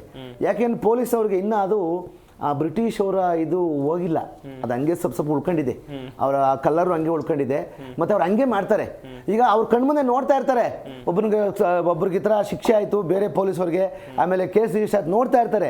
ಆದರೂ ಸಹ ಯಾಕೆ ತಪ್ಪು ಮಾಡ್ತಾರೆ ಅಂದರೆ ಅದು ಜೀನ್ಸಲ್ಲಿ ಬಂದ್ಬಿಟ್ಟಿದೆ ಪೊಲೀಸವ್ರಿಗೆ. ಅದಕ್ಕೆ ಸಂವಿಧಾನ ಇಲ್ಲದೆ ಹೋಗಿದ್ರೆ ಸರ್, ಇವತ್ತು ನಮ್ಮ ಸಾಮಾನ್ಯ ಜನ, ನಮ್ಮ ಇವ್ರು ಹೇಳ್ತಿದ್ರು, ಸಾಮಾಜಿಕ ಚಿಂತಕರು ಹೇಳ್ದಂಗೆ, ನಮ್ಮ ವಕೀಲರು ಹೇಳ್ದಂಗೆ, ಸಂವಿಧಾನ ರಕ್ಷಣೆ ಕೊಡದೆ ಹೋಗಿದ್ರೆ ಇವತ್ತು ಸರ್ ನೋಡಿ, ಸಂವಿಧಾನದ ರಚನೆ ಆಗಿರ್ತಕ್ಕಂಥ ನ್ಯಾಯಾಲಯಗಳಿಗೆ ಹೋಗೋಕ್ಕೆ, ಸಂವಿಧಾನಗಳು ರಚನೆ ಆಗಿರ್ತಕ್ಕಂಥ ಸರ್ಕಾರಿ ಕಚೇರಿಗಳಿಗೆ ಹೋಗ್ಲಿಕ್ಕೆ ಸಂವಿಧಾನ ಒಂದು ರಕ್ಷಣೆ ನಮಗೆ. ನೋಡಿ, ಆ ಕಲಂ ಹಂಗೆ ಹೇಳುತ್ತೆ, ಆ ಒಂದು ಆರ್ಟಿಕಲ್ ಹಂಗೆ ಹೇಳುತ್ತೆ. ಆರ್ಟಿಕಲ್ ಉಲ್ಲಂಘನೆ ಮಾಡಿದರೆ ನಮ್ಮ ನ್ಯಾಯ ಕುಡಿದು ಕೇಳಲಿಕ್ಕೆ ನಾವು ನೇರವಾಗಿ ಹೈಕೋರ್ಟ್ಗೆ ಹೋಗ್ತಿದ್ದೀವಿ ಅಂದರೆ ಅದು ನಮ್ಮ ಸಂವಿಧಾನ ಕೊಟ್ಟಿರ್ತಕ್ಕಂಥ ಒಂದು ನಮಗೆ ಅವಕಾಶ ಕೊಟ್ಟಿದೆ. ಅದನ್ನು ದುರುಪಯೋಗ ಪಡಿಸೋದು ಸರ್ಕಾರ ಅಧಿಕಾರಿ ದುರುಪಯೋಗ ಪಡಿಸ್ತಾರೆ. ಸರ್ಕಾರ ಅಧಿಕಾರಿ ದುರುಪಯೋಗ ಪಡಿಸೋದನ್ನ ನಿಯಂತ್ರಣ ಮಾಡೋಕ್ಕೆ ತಪ್ಪಿಸ್ಲಿಕ್ಕೆ ಸಂವಿಧಾನನ ಬಳಕೆ ಮಾಡ್ತೀವಿ. ಈಗ ನಮ್ಮಲ್ಲಿ ಏನಾಗಿದೆ ಅಂದರೆ ಈಗ ನಾನು ನೋಡಿ ಸರ್, ಸಾರ್ವಭೌಮತೆ, ಸಾವರ್ನಿಟಿ, ಸ್ಟೇಟು, ಭಾಷೆಗಳು, ನಾಣ್ಯಗಳು, RBI ಬ್ಯಾಂಕ್, ಸಮಸ್ತ ವಿಶ್ವ ನಮ್ಮ ಭಾರತ ದೇಶದಲ್ಲಿ ಏನಿದೆ ಎಲ್ಲದೂ ಅದು ಕೆಳಗಡೆ ಬರ್ತದೆ. ಹೌದು ಸರ್, ನಮ್ಮಲ್ಲಿ ಸಮಾನತೆ ಅಂದ್ಬಿಡ್ತೀವಿ. ಈಗ ಸಮಾನತೆಗೆ ಒಂದು ಕಂಡೀಷನ್ ಇದೆ ಇಲ್ಲಿ ಸಂವಿಧಾನದಲ್ಲಿ. ಈಗ ನೋಡಿ, ಯಾರೋ ಒಬ್ಬ ಬ್ರಾಹ್ಮಣ ಜಾತಿ ಸೇರಿರ್ತಾನೆ, ಅವನು ಚೆನ್ನಾಗಿ ವಿಷಯ ತಿಳ್ಕೊಂಡ್ಬಿಟ್ಟಿರ್ತಾನೆ, ಅವನು ಯಾವುದೇ ಎಕ್ಸಾಮ್ನ ಚೆನ್ನಾಗಿ ಪಾಸ್ ಆಗಿಬಿಡ್ತಾನೆ, ಅವನು ಎಲ್ಲ ಸಬ್ಜೆಕ್ಟು ಎಲ್ಲ ಅವನೇ ಪಾಸ್ ಮಾಡಿ ಅವನೇ ಕೆಲಸ ಸೇರ್ಕೊಂಡ್ಬಿಡ್ತಾನೆ. ಆವಾಗ ಬೇರೆ ಶೂದ್ರ ಜಾತಿ, ನಮ್ಮಂಥ ಹಿಂದುಳಿದ ವರ್ಗ ಜಾತಿಗಳಿಗೆ ಅವಕಾಶ ಎಲ್ಲಿದೆ? ಸಮಾನತೆ ಅನ್ನೋದು ಸಬ್ಜೆಕ್ಟ್ ಟು ಕಂಡೀಷನ್. ಏನು ಸಮಾನತೆ ಅಂದರೆ ನಿಮಗೆ ಹೋದ ತಕ್ಷಣ ಎಲ್ಲರೂ ಬನ್ನಪ್ಪ ಸರ್. ಈಗ ಏನಾಗುತ್ತೆ, ಬಲಿಷ್ಠರು ಎಕ್ಸಾಮ್ ಬರ್ದು ಪಾಸ್ ಆಗಿಬಿಡ್ತಾರೆ. ಈಗ ತಾವು ಹೇಳ್ತಾರೆ, ಅಯ್ಯೋ ಬ್ರಾಹ್ಮಣ ಜಾತಿಯವರು ಮೇಲ್ವರ್ಗದ ಜಾತಿ, ಅವ್ರು ಚೆನ್ನಾಗಿ ವಿದ್ಯೆ ಸರಸ್ವತಿ ಅವ್ಳಿಗೆ ಹತ್ಬಿಡ್ತಾರೆ, ಅವಾಗ ಎಲ್ಲ ಎಕ್ಸಾಮ್ ಪಾಸ್ ಆಗ್ತಾರೆ ಅಂತ. ಸರ್, ಎಲ್ಲ ಹುದ್ದೆಗೆ ಅವರೇ ಹೋಗ್ಬಿಟ್ರೆ ನಮ್ಮಲ್ಲಿ ಬೇರೆ ಹುದ್ದೆಗೆ ಹೋಗ್ಬಾರ್ದ? ಈಗ ನೋಡಿ, ನಮ್ಮಲ್ಲೀಗ ರಿಸರ್ವೇಶನ್ ನೋಡಿ, ಸಮಾನತೆ ಸಬ್ಜೆಕ್ಟ್ ರಿಸರ್ವೇಶನ್ ಇದು ಮುಖ್ಯ ಸಂವಿಧಾನದಲ್ಲಿ. ಸಮಾನತೆ ಕೊಟ್ಟಿದೆ ಅಂದ್ಬಿಟ್ರೆ ಎಲ್ಲ. ಇವಾಗ ನೋಡಿ ಸರ್, ಮಿಲಿಟ್ರಿಗೆ ಸೇರ್ಬೇಕು ಅಂತ ತಿಳ್ಕೊಳ್ಳಿ, ಮಿಲಿಟ್ರಿ ಸರ್ವಿಸ್ ಸೇರ್ಬೇಕು, ನಾವು ಗಟ್ಟಿ ಇರೋರು, ದೇಹ ಬಂದಿರೋರು ಎಲ್ಲ ಸೆಲೆಕ್ಟಾಗಿ ಹೋಗ್ಬಿಡ್ತಾರೆ. ಅಲ್ಲಿ ನಮ್ಮಲ್ಲಿ ಜಾತಿನೂ ನಾವು ಕಡೆಗಣಿಸಂಗಿಲ್ಲ, ಧರ್ಮ ಕಡೆಗಣಿಸಂಗಿಲ್ಲ, ಲಿಂಗ ಕಡೆಗಣಿಸಂಗಿಲ್ಲ, ಆಮೇಲೆ ವರ್ಣ ಕಡೆಗಣಿಸಂಗಿಲ್ಲ. ಸರ್, ಈ 4 ಕಡೆಗಣಿಸ್ತಾ ಇರ್ತಕ್ಕಂಥ ಸಮಾನತೆ ಹಕ್ಕು ಇರೋದು ಸತ್ಯ. ಆದರೆ ಅದರಲ್ಲಿ ಸರ್, ಇವತ್ತು ನಮಗೆ IIT ಸೀಟ್ ಬೇಕು ಅಂದರೆ ಅಲ್ಲಿ ನಮ್ಗೆ ಯಾರು ನಾವು ಕೆಳವರ್ಗದಿಂದ ಬಂದವರು IIT ಸೀಟ್ ತೊಗೊಬೇಕಾದ್ರೆ ನಮ್ಮ ಕಡೆ ಆಗೋದಿಲ್ಲ. ಅವ ನಮ್ಗೇನು ಮಾಡ್ತಾರೆ, ನಮಗೆ ರಿಸರ್ವೇಷನ್ ಅಂತ ಕೊಡ್ತಾರೆ. ನೀವು ಮೇಲ್ ಬನ್ನಿ, ನೀವು ಕೆಳವರ್ಗದಿಂದ ಮೇಲ್ವರ್ಗಕ್ಕೆ ಬನ್ನಿ. ಆಮೇಲೆ ಎಲ್ಲರೂ ಚೆನ್ನಾಗಿರೋ ಕೆಲಸ ಸೇರಿಬಿಟ್ರೆ ಬೇರೆ ಯಾರು? ಸರ್, ಈಗ ಸರ್, ಈಗ ಇವತ್ತು ಸುಪ್ರೀಂ ಕೋರ್ಟ್ ನಮ್ಮಲ್ಲಿ ನ್ಯಾಯಾಂಗ ವ್ಯವಸ್ಥೆಯಲ್ಲಿ ಸುಪ್ರೀಂ ಕೋರ್ಟ್ ಜಡ್ಜ್ ತಕ್ಕಾಗಿದ್ದಾರೆ ಇಲ್ಲ ಹೆಣ್ಮಕ್ಳು. ಇದೆಲ್ಲ ಯಾಕೆ ಕೊಟ್ಟಿದ್ದು ನಮಗೆ? ಸರ್, ಈಗ ಅವಕಾಶ ಕೊಡುತ್ತೆ, ಅವಕಾಶನ ಉಪಯೋಗಿಸ್ಕೊಂಡು ನೀನು ಪ್ರಧಾನಮಂತ್ರಿ ಬೇಕಾದ್ರೆ ಆಗ್ಬೋದು, ಸರ್ಕಾರಿ ಸೇವೆ ಸಲ್ಲಿಸ್ಬೋದು. ಆಮೇಲೆ ನಿನಗೆ ಭಾರತದ ಪ್ರಜೆ ಆದರೆ ನಿನ್ನ ಮೇಲೆ ಯಾರಾದ್ರು ಸರ್ಕಾರ ಅಥವಾ ಸರ್ಕಾರ ಅಧಿಕಾರಿಗಳು ನಿಮ್ಮ ಮೇಲೆ ಏನಾದ್ರು ತೊಂದರೆ ಕೊಟ್ಟರೆ ನೇರವಾಗಿ ಸುಪ್ರೀಂ ಕೋರ್ಟ್ಗೆ ಆರ್ಟಿಕಲ್ 32 ಒಳಗಡೆ ಹೋಗ್ಬೋದು. ಇಲ್ಲಿ ಕರ್ನಾಟಕ ಹೈಕೋರ್ಟ್ ಒಳಗಡೆ 225 ಆರ್ಟಿಕಲಲ್ಲಿ ಹೋಗ್ಬೋದು ನಾವು. ಈಗ ಅದಕ್ಕಿಂತ ಮುಂಚೆ ನಮ್ಗೆ ಯಾವ ಒಂದು ರೈಟ್ಸ್ ಕೊಟ್ಟಿದ್ರು ಬ್ರಿಟಿಷರು ಕೊಟ್ಟಿದ್ರು? ಸರ್, ಬ್ರಿಟಿಷರು ಮಾಡ್ತಿದ್ದೇನು ನಮ್ಮ ಮೇಲೆ? ಶೋಷಣೆ ಮಾಡಿದ್ರು. ಅಲ್ಲಿ ಪ್ರೀ ಕಾನ್ಸ್ಟಿಟ್ಯೂಷನ್ ಪೀರಿಯಡ್ ನಾವೇನು ಕರಿತೀವಲ್ಲ, ಸಂವಿಧಾನ ಪೂರ್ವ ದಿನಗಳಿದಾವಲ್ಲ, ಅವು ಧರ್ಮದ ಆಧಾರ ನಡೀತಿದ್ವು ಕೆಲಸಗಳು. ಧಾರ್ಮಿಕ ಆಚರಣೆಗಳು ಜಾಸ್ತಿ ಇತ್ತು. ಆ ಧಾರ್ಮಿಕ ಆಚರಣೆಗಳು ಕೆಲವರು ಒಳ್ಳೇದಕ್ಕೆ ಉಪಯೋಗಿಸ್ಕೊಂಡ್ರೆ, ಕೆಲವರು ಶೋಷಣೆ ಮಾಡೋಕೆ ಉಪಯೋಗಿಸ್ಕೊಂಡವರು. ಈಗ ಅದು ಉಡುಪಿ ಒಳಗೆ ತಾವು ಯಾವುದೋ ಹೇಳ್ತೀರಾ, ಮಳೆ ಸ್ನಾನ ಮಾಡ್ತಾರೆ ಅಂತ ಹೇಳ್ತೀರಾ. ಸೊ ಅದು ಧಾರ್ಮಿಕ ಶೋಷಣೆ ಅಲ್ವಾ ಸರ್? ಅದು ಧಾರ್ಮಿಕ ಶೋಷಣೆ. ಈಗ ಯಾರೋ ಒಂದು ಊರಲ್ಲಿ ಒಂದು ಯಾವುದೋ ದೇವ್ರ ಮೆರವಣಿಗೆನೋ ಅಥವಾ ಏನೋ ಆಗಬೇಕಾದ್ರೆ ಇಂಥ ಜಾತಿಯವರೇ ಡೋಲು ಬಡಿಬೇಕು, ಇಂಥ ಜಾತಿಯವರು ತಪ್ಪಟೆ ಹೊಡಿಬೇಕು ಅಂತಿತ್ತೆ. ಸರ್, ಇವತ್ತು ಅದೇ ಜಾತಿಯವರು ಸಂವಿಧಾನದಲ್ಲಿ ಮೇಲ್ ಕೂತಿದ್ದಾರೆ. ಅದ್ಯಾರು ಕೊಟ್ಟಿದ್ದು? ಶೋಷಣೆಗಳನ್ನ ನಿವಾರಣೆ ಮಾಡಬೇಕು, ಕೆಟ್ಟ ಆಚರಣೆಗಳನ್ನ ತೆಗೆದುಹಾಕಬೇಕು. ನಮ್ಮಲ್ಲಿ ಇದೆಲ್ಲ ಬರಲಿಕ್ಕೆ ಯಾಕೆ ಸರ್, ಈಗ ಇದೆಲ್ಲ ಯಾಕೆ ಚಿಂತನೆ ಬಂತು ಅಂದ್ರೆ ಇವೆಲ್ಲ ನಮ್ಮಲ್ಲಿ ಇತ್ತು ಸರ್. ನಮ್ಮಲ್ಲಿ ಇಲ್ದೇನೆ ಇದನ್ನ ಕಾನೂನು ಬರಲ್ಲ ಸರ್. ನಮ್ಮ ಕಾನೂನು ಯಾವಾಗ ಬರುತ್ತೆ ಗೊತ್ತಾ? ನಮ್ಮ ಸಮಾಜ ಎಲ್ಲೋ ತಪ್ಪಾಗಿ ನಡೀತಿದೆ ಅಂದಾಗ ಅದನ್ನ ಸೋಷಿಯಲ್ ರಿಫಾರ್ಮ್ಸ್ ಮಾಡಬೇಕು, ಅದನ್ನ ಕಾನೂನು ಮುಖಾಂತರ ಮಾಡಬೇಕು ಅಂತ ಹೇಳಿದ್ರು. ಕಾನೂನು ಮುಖಾಂತರ ಮಾಡಬೇಕಾದ್ರೆ ಇಂಥ ಒಂದು ಇದು ಗೈಡ್ ಲೈನ್ಸ್ ಅಂತ ಕರಿತೀವೋ, ಇದನ್ನ ನೋಡಿ, ನಮ್ಮ ಮೊದಲು ಮಹಾಭಾರತ, ರಾಮಾಯಣ, ಆಮೇಲೆ ಬೈಬಲ್ಲು, ಕುರಾನು, ಅದ್ರ ಮುಖಾಂತರ ಸಮಾಜಗಳು ನಡೆಸಕ್ ಬಂದ್ರು. ಅವಾಗ ನಮ್ಮಲ್ಲಿ 19ನೇ ಶತಮಾನದಲ್ಲಿ ಅದರದೇ ನಡೀತಿತ್ತು. ಅವಾಗ ಈಗ ಮಹಾರಾಜ ಆದವನು ಗುರುಗಳು ಕಾಲಿಗೆ ಬಿದ್ದು ಅವನೇನು ಹೇಳಿದ್ರು, ಕರೆಕ್ಟ್ ಸರ್, ಇದು ಧರ್ಮ ಅಂತ ಹೇಳೋನು. ಮಹಾರಾಜ ಹೇಳಿದ್ನೇ ಪ್ರಜೆ ಒಪ್ಪಬೇಕಾಗಿತ್ತು. ಪ್ರಜಾಪ್ರಭುತ್ವ ಕೊಟ್ಟಿದ್ಯಾರು ಸರ್? ಪ್ರಜೆ. ಈಗ ನೋಡಿ ಸರ್, ರಾಜನ ಮಗ ರಾಜ. ಈಗ ರಾಜನ ಮಗ ರಾಜ ಬೇಕಾದ್ರೆ ಎಲೆಕ್ಷನ್ ಗೆದ್ಬಿಟ್ಟು ರಾಜ್ಯ ಆಗ್ಲಿ, ನಾ ಬೇಡ ಅನ್ನಲ್ಲ. ಆದ್ರೆ ಇವತ್ತು ಒಬ್ಬ ಕೂಲಿ ಕಾರ್ಮಿಕನ ಮಗ ಸರ್, ನಮ್ಮಲ್ಲಿ ಎಷ್ಟೋ ಜನ ಕೂಲಿ ಕಾರ್ಮಿಕರ ಮಕ್ಕಳು IPS IAS ಪಾಸ್ ಮಾಡಿದ್ದಾರೆ. ಇದೆಲ್ಲ ಯಾಕೆ ಸರ್ ಕೊಟ್ಟಿದ್ದಾರೆ ಸರ್? ಇದೆಲ್ಲ ಬಂದಿದ್ದು ನಮ್ಮಲ್ಲಿ ಯಾವಾಗ ಅವಕಾಶ ವಂಚಿತರಾಗಿತ್ತೋ ಅವಕಾಶ ಕೊಡಬೇಕು ಅಂತ ಬಂದಿದ್ದ ಗ್ರಂಥ ಇದು. ನಮ್ಮಲ್ಲಿ ಅದಕ್ಕಿಂತ ಮುಂಚೆ ಎಲ್ಲ ಪಾಲಿಶ್ ಲೈಫ್ ಇರಲಿಲ್ಲ ಅವ್ರಿಗೆ ಎಲ್ಲರಿಗೂ. ಪ್ರಜೆಗಳೇ ರೂಲ್ ಮಾಡಬೇಕು ಅಂತ ಪ್ರಜಾಪ್ರಭುತ್ವ, ಡೆಮಾಕ್ರೆಟಿಕ್ ಯೂನಿಯನ್ ಆಫ್ ಇಂಡಿಯಾ ಅಂತ ಕರೀತಾರೆ ನಮ್ಮನ್ನ. ಆಮೇಲೆ ನಮ್ದು ಫೆಡರಲ್ ಗೌರ್ಮೆಂಟ್ ನಮ್ದು. ಈಗ ನೋಡಿ ಕೇರಳದಲ್ಲಿ ಒಂಥರ ಆಚರಣೆ ಇರ್ತದೆ. ಆ ಕೇರಳ ಒಂದು ಸ್ಟೇಟ್ ಇದೆ, ಅದಕ್ಕೆ ರಾಜ್ಯ ಅದು ಅವ್ರಿಗೆ ಆದಂಥ ಸ್ಥಾನಮಾನ ಇದೆ, ರಾಜ್ಯದ ಅವ್ರಿಗೂ ಕಾನೂನು ಮಾಡೋ ಹಕ್ಕಿದೆ. ನಮ್ಮ ಕರ್ನಾಟಕ ರಾಜ್ಯ ಇದೆ, ಭಾಷೆ ಆಧಾರದ ರಚನೆ ಆದ ರಾಜ್ಯ ನಮ್ದು. ಸರ್ ಕರ್ನಾಟಕ ರಾಜ್ಯ ರಚನೆ ಆಗಿದ್ದು ಸಂವಿಧಾನದಿಂದ. ಅದು ಕೆಲವು ಜನಕ್ಕೆ ಗೊತ್ತೇ ಇಲ್ಲ. ಬರೀ ಅವ್ರು ಏನಂತಾರೆ ಕನ್ನಡ ಭಾಷೆ ಅನ್ನೋದು ಅದು ನಾವು ಮಾಡ್ತಾ ಪ್ರಾಕ್ಟೀಸ್ ಅಲ್ಲ. ಅದು ನಮಗೆ ಸಂವಿಧಾನ ಕೊಟ್ಟಿರ್ತಕ್ಕಂಥ ರಾಜ್ಯ. ಯಾಕೆ ಕೊಡ್ತು ಅಂದ್ರೆ ಭಾಷೆ ಇಷ್ಟ, ಈ ಪ್ರಾಂತ ಇಷ್ಟು ಜನ ಭಾಷೆ ಮಾತಾಡ್ತಾರೆ, ಇವರೆಲ್ಲ ಸೇರಿಸಿ ಒಗ್ಗೂಡಿಸಿ ಒಂದು ಕರ್ನಾಟಕ ರಾಜ್ಯ ಕನ್ನಡ ರಾಜ್ಯ ಮಾಡಬೇಕು ಅಂತೇಳಿ ಮೈಸೂರು ರಾಜ್ಯ ಕ್ರಿಯೇಟ್ ಆಯ್ತು ಸಂವಿಧಾನದಿಂದ. ಇದೆಲ್ಲ ಯಾಕೆ ಬಂತು ಅಂದ್ರೆ ಶೋಷಣೆಗೊಳಗಾಗಿದ್ದು ನಾವು. ಪ್ರೀ ಕಾನ್ಸ್ಟಿಟ್ಯೂಷನ್ ಪೀರಿಯಡ್ ಅಲ್ಲಿ ಇರ್ತಕ್ಕಂಥ ಶೋಷಣೆ. ಅವಾಗ ನೋಡಿ ಸರ್, ಕೆಲವರಿಗೆ ಮತದಾನದ ಹಕ್ಕಿರ್ಲಿಲ್ಲ ಅವಾಗ, ಕೆಲವರಿಗೆ ಜಮೀನು ಒಂದು ಹಕ್ಕಿರ್ಲಿಲ್ಲ, ಆಮೇಲೆ ಕೆಲವು ದೇವಸ್ಥಾನ ಪ್ರವೇಶ ಇರಲಿಲ್ಲ ಸರ್. ಇದೆಲ್ಲ ಸರ್ ಇವೆಲ್ಲ ಸಾಮಾಜಿಕ ಪಿಡುಗಳು. ನಮ್ಮ ಇವರು ಸ್ನೇಹಿತರು ಹೇಳ್ತಿದ್ರು, ಸಾಮಾಜಿಕ ಪಿಡುಗು, ಸಾಮಾಜಿಕ ಶೋಷಣೆಗಳನ್ನ ನಿವಾರಣೆ ಮಾಡಬೇಕು. ಸನ್ಮಾನ್ಯ ಅಂಬೇಡ್ಕರ್ ಅವರೇ ಸಾಮಾಜಿಕ ಶೋಷಣೆ ಒಳಪಟ್ಟಿದ್ರು, ವೈಯಕ್ತಿಕವಾಗಿ ಅವರೇ ಒಳಪಟ್ಟಿದ್ರು. ಯಾಕೆಂದ್ರೆ ಅವ್ರ ಜಾತಿ ಕೀಳು ಜಾತಿ ಅಂತ ಅವ್ರಿಗೆ ಓದಕ್ ಬಿಡ್ತಿರ್ಲಿಲ್ಲ. ನೋಡಿ ಇವತ್ತು ನಮ್ಮ ದೇಶ ಒಬ್ಬ ಕೀಳು ಜಾತಿ ಅಂತ ಓದಕ್ಕೆ ಸಮನಾಗಿ ಗುರುಕುಲದಲ್ಲಿ ಅಥವಾ ಸ್ಕೂಲಲ್ಲಿ ಜೊತೆ ಕುಣಿಸ್ತಿರ್ಲಿಲ್ಲ. ಅವಾಗ ಅಸ್ಪೃಶ್ಯತೆ ಇತ್ತು. ಈ ಅಸ್ಪೃಶ್ಯತೆ ನಿವಾರಣೆ ಮಾಡೋಕ್ಕೋಸ್ಕರ ಅಂಬೇಡ್ಕರ್ ಅವರು ಅಮೆರಿಕಾ ದೇಶದಲ್ಲಿ ವಿದ್ಯಾಭ್ಯಾಸ ಮಾಡ್ಕೊಂಡ್ಬರ್ತಾರೆ. ಅದಕ್ಕಿಂತ ಪುಣ್ಯ ಏನೇನು ಬೇಕು ಸರ್ ನಮ್ಗೆ? ಅಮೆರಿಕಾದಲ್ಲಿ ಓದ್ಬಿಟ್ಟು ಬಂದು ಇಂಗ್ಲೆಂಡ್ ಲಾ ಮಾಡ್ಕೊಂಡು ಬಂದು ಇಲ್ಲಿ ನಮ್ಮಲ್ಲಿ ಯಾರು ಬುದ್ಧಿವಂತ ಇರಲಿಲ್ಲ. ಯಾಕಂದ್ರೆ ಎಲ್ಲ ಬರೀ ಈ ಶೋಷಣೆ ಮಾಡೋದಕ್ಕೆ ಕೆಲಸ ಆಗಿತ್ತು ಅವ್ರಿಗೆ. ಅವರು ಶೋಷಣೆ ಒಳಗಾಗಿದ್ದ ವ್ಯಕ್ತಿ ಡಾಕ್ಟರ್ ಸನ್ಮಾನ್ ಅಂಬೇಡ್ಕರ್ ಅವರು ಸಂವಿಧಾನ ರಚನೆ ಮಾಡಿದ್ರು ಅಂದ್ರೆ ಅದಕ್ಕಿಂತ ಪುಣ್ಯ ಯಾವುದು ಇಲ್ಲ ನಮ್ಗೆ. ವೆಲ್ ಸರ್, ವೆಲ್ ನಮ್ಮ ದೇಶ ವಿವಿಧತೆಯಲ್ಲಿ ಏಕತೆ. ಹಾಗೆಯೇ ಶಶಿಕಾಂತ್ ಸರ್, ಈಗ ಗಮನಿಸ್ತಾ ಇದ್ವಿ ಎಷ್ಟೆಲ್ಲ ಜಟಾಪಟಿಗಳು ನಡೀತಾ ಇವೆ ಸರ್ ನಮ್ಮ ದೇಶದಲ್ಲಿ. ಏನೇನೋ ಆಳುವ ವರ್ಗದ್ದು ಒಂದು ಕಥೆ ಆದರೆ ಜನರದ್ದು ಮತ್ತೊಂದು ಕತೆ. ಇದರ ನಡುವೆ ಹುಟ್ಟಿಕೊಳ್ಳುವಂಥ ಒಂದು ಪ್ರಶ್ನೆ ಸರ್, ನಮ್ಮ ಸಂವಿಧಾನ ಒಂದು ರೀತಿ ಶಕ್ತಿ ಅಂತ ಹೇಳ್ಬೋದು ನಾವು, ಅಪಾಯಕ್ಕೆ ಸಿಲುಕಿದೆ ಹೇಗೆ ಸರ್?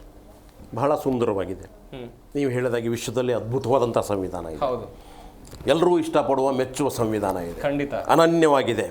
ಗೊತ್ತಾ, ಇಂಥ ಸಂವಿಧಾನ ಎಲ್ಲೂ ಇಲ್ಲ ಅನ್ನುವುದನ್ನು ನಾವೆಲ್ಲರೂ ಒಪ್ಪುತ್ತೇವೆ.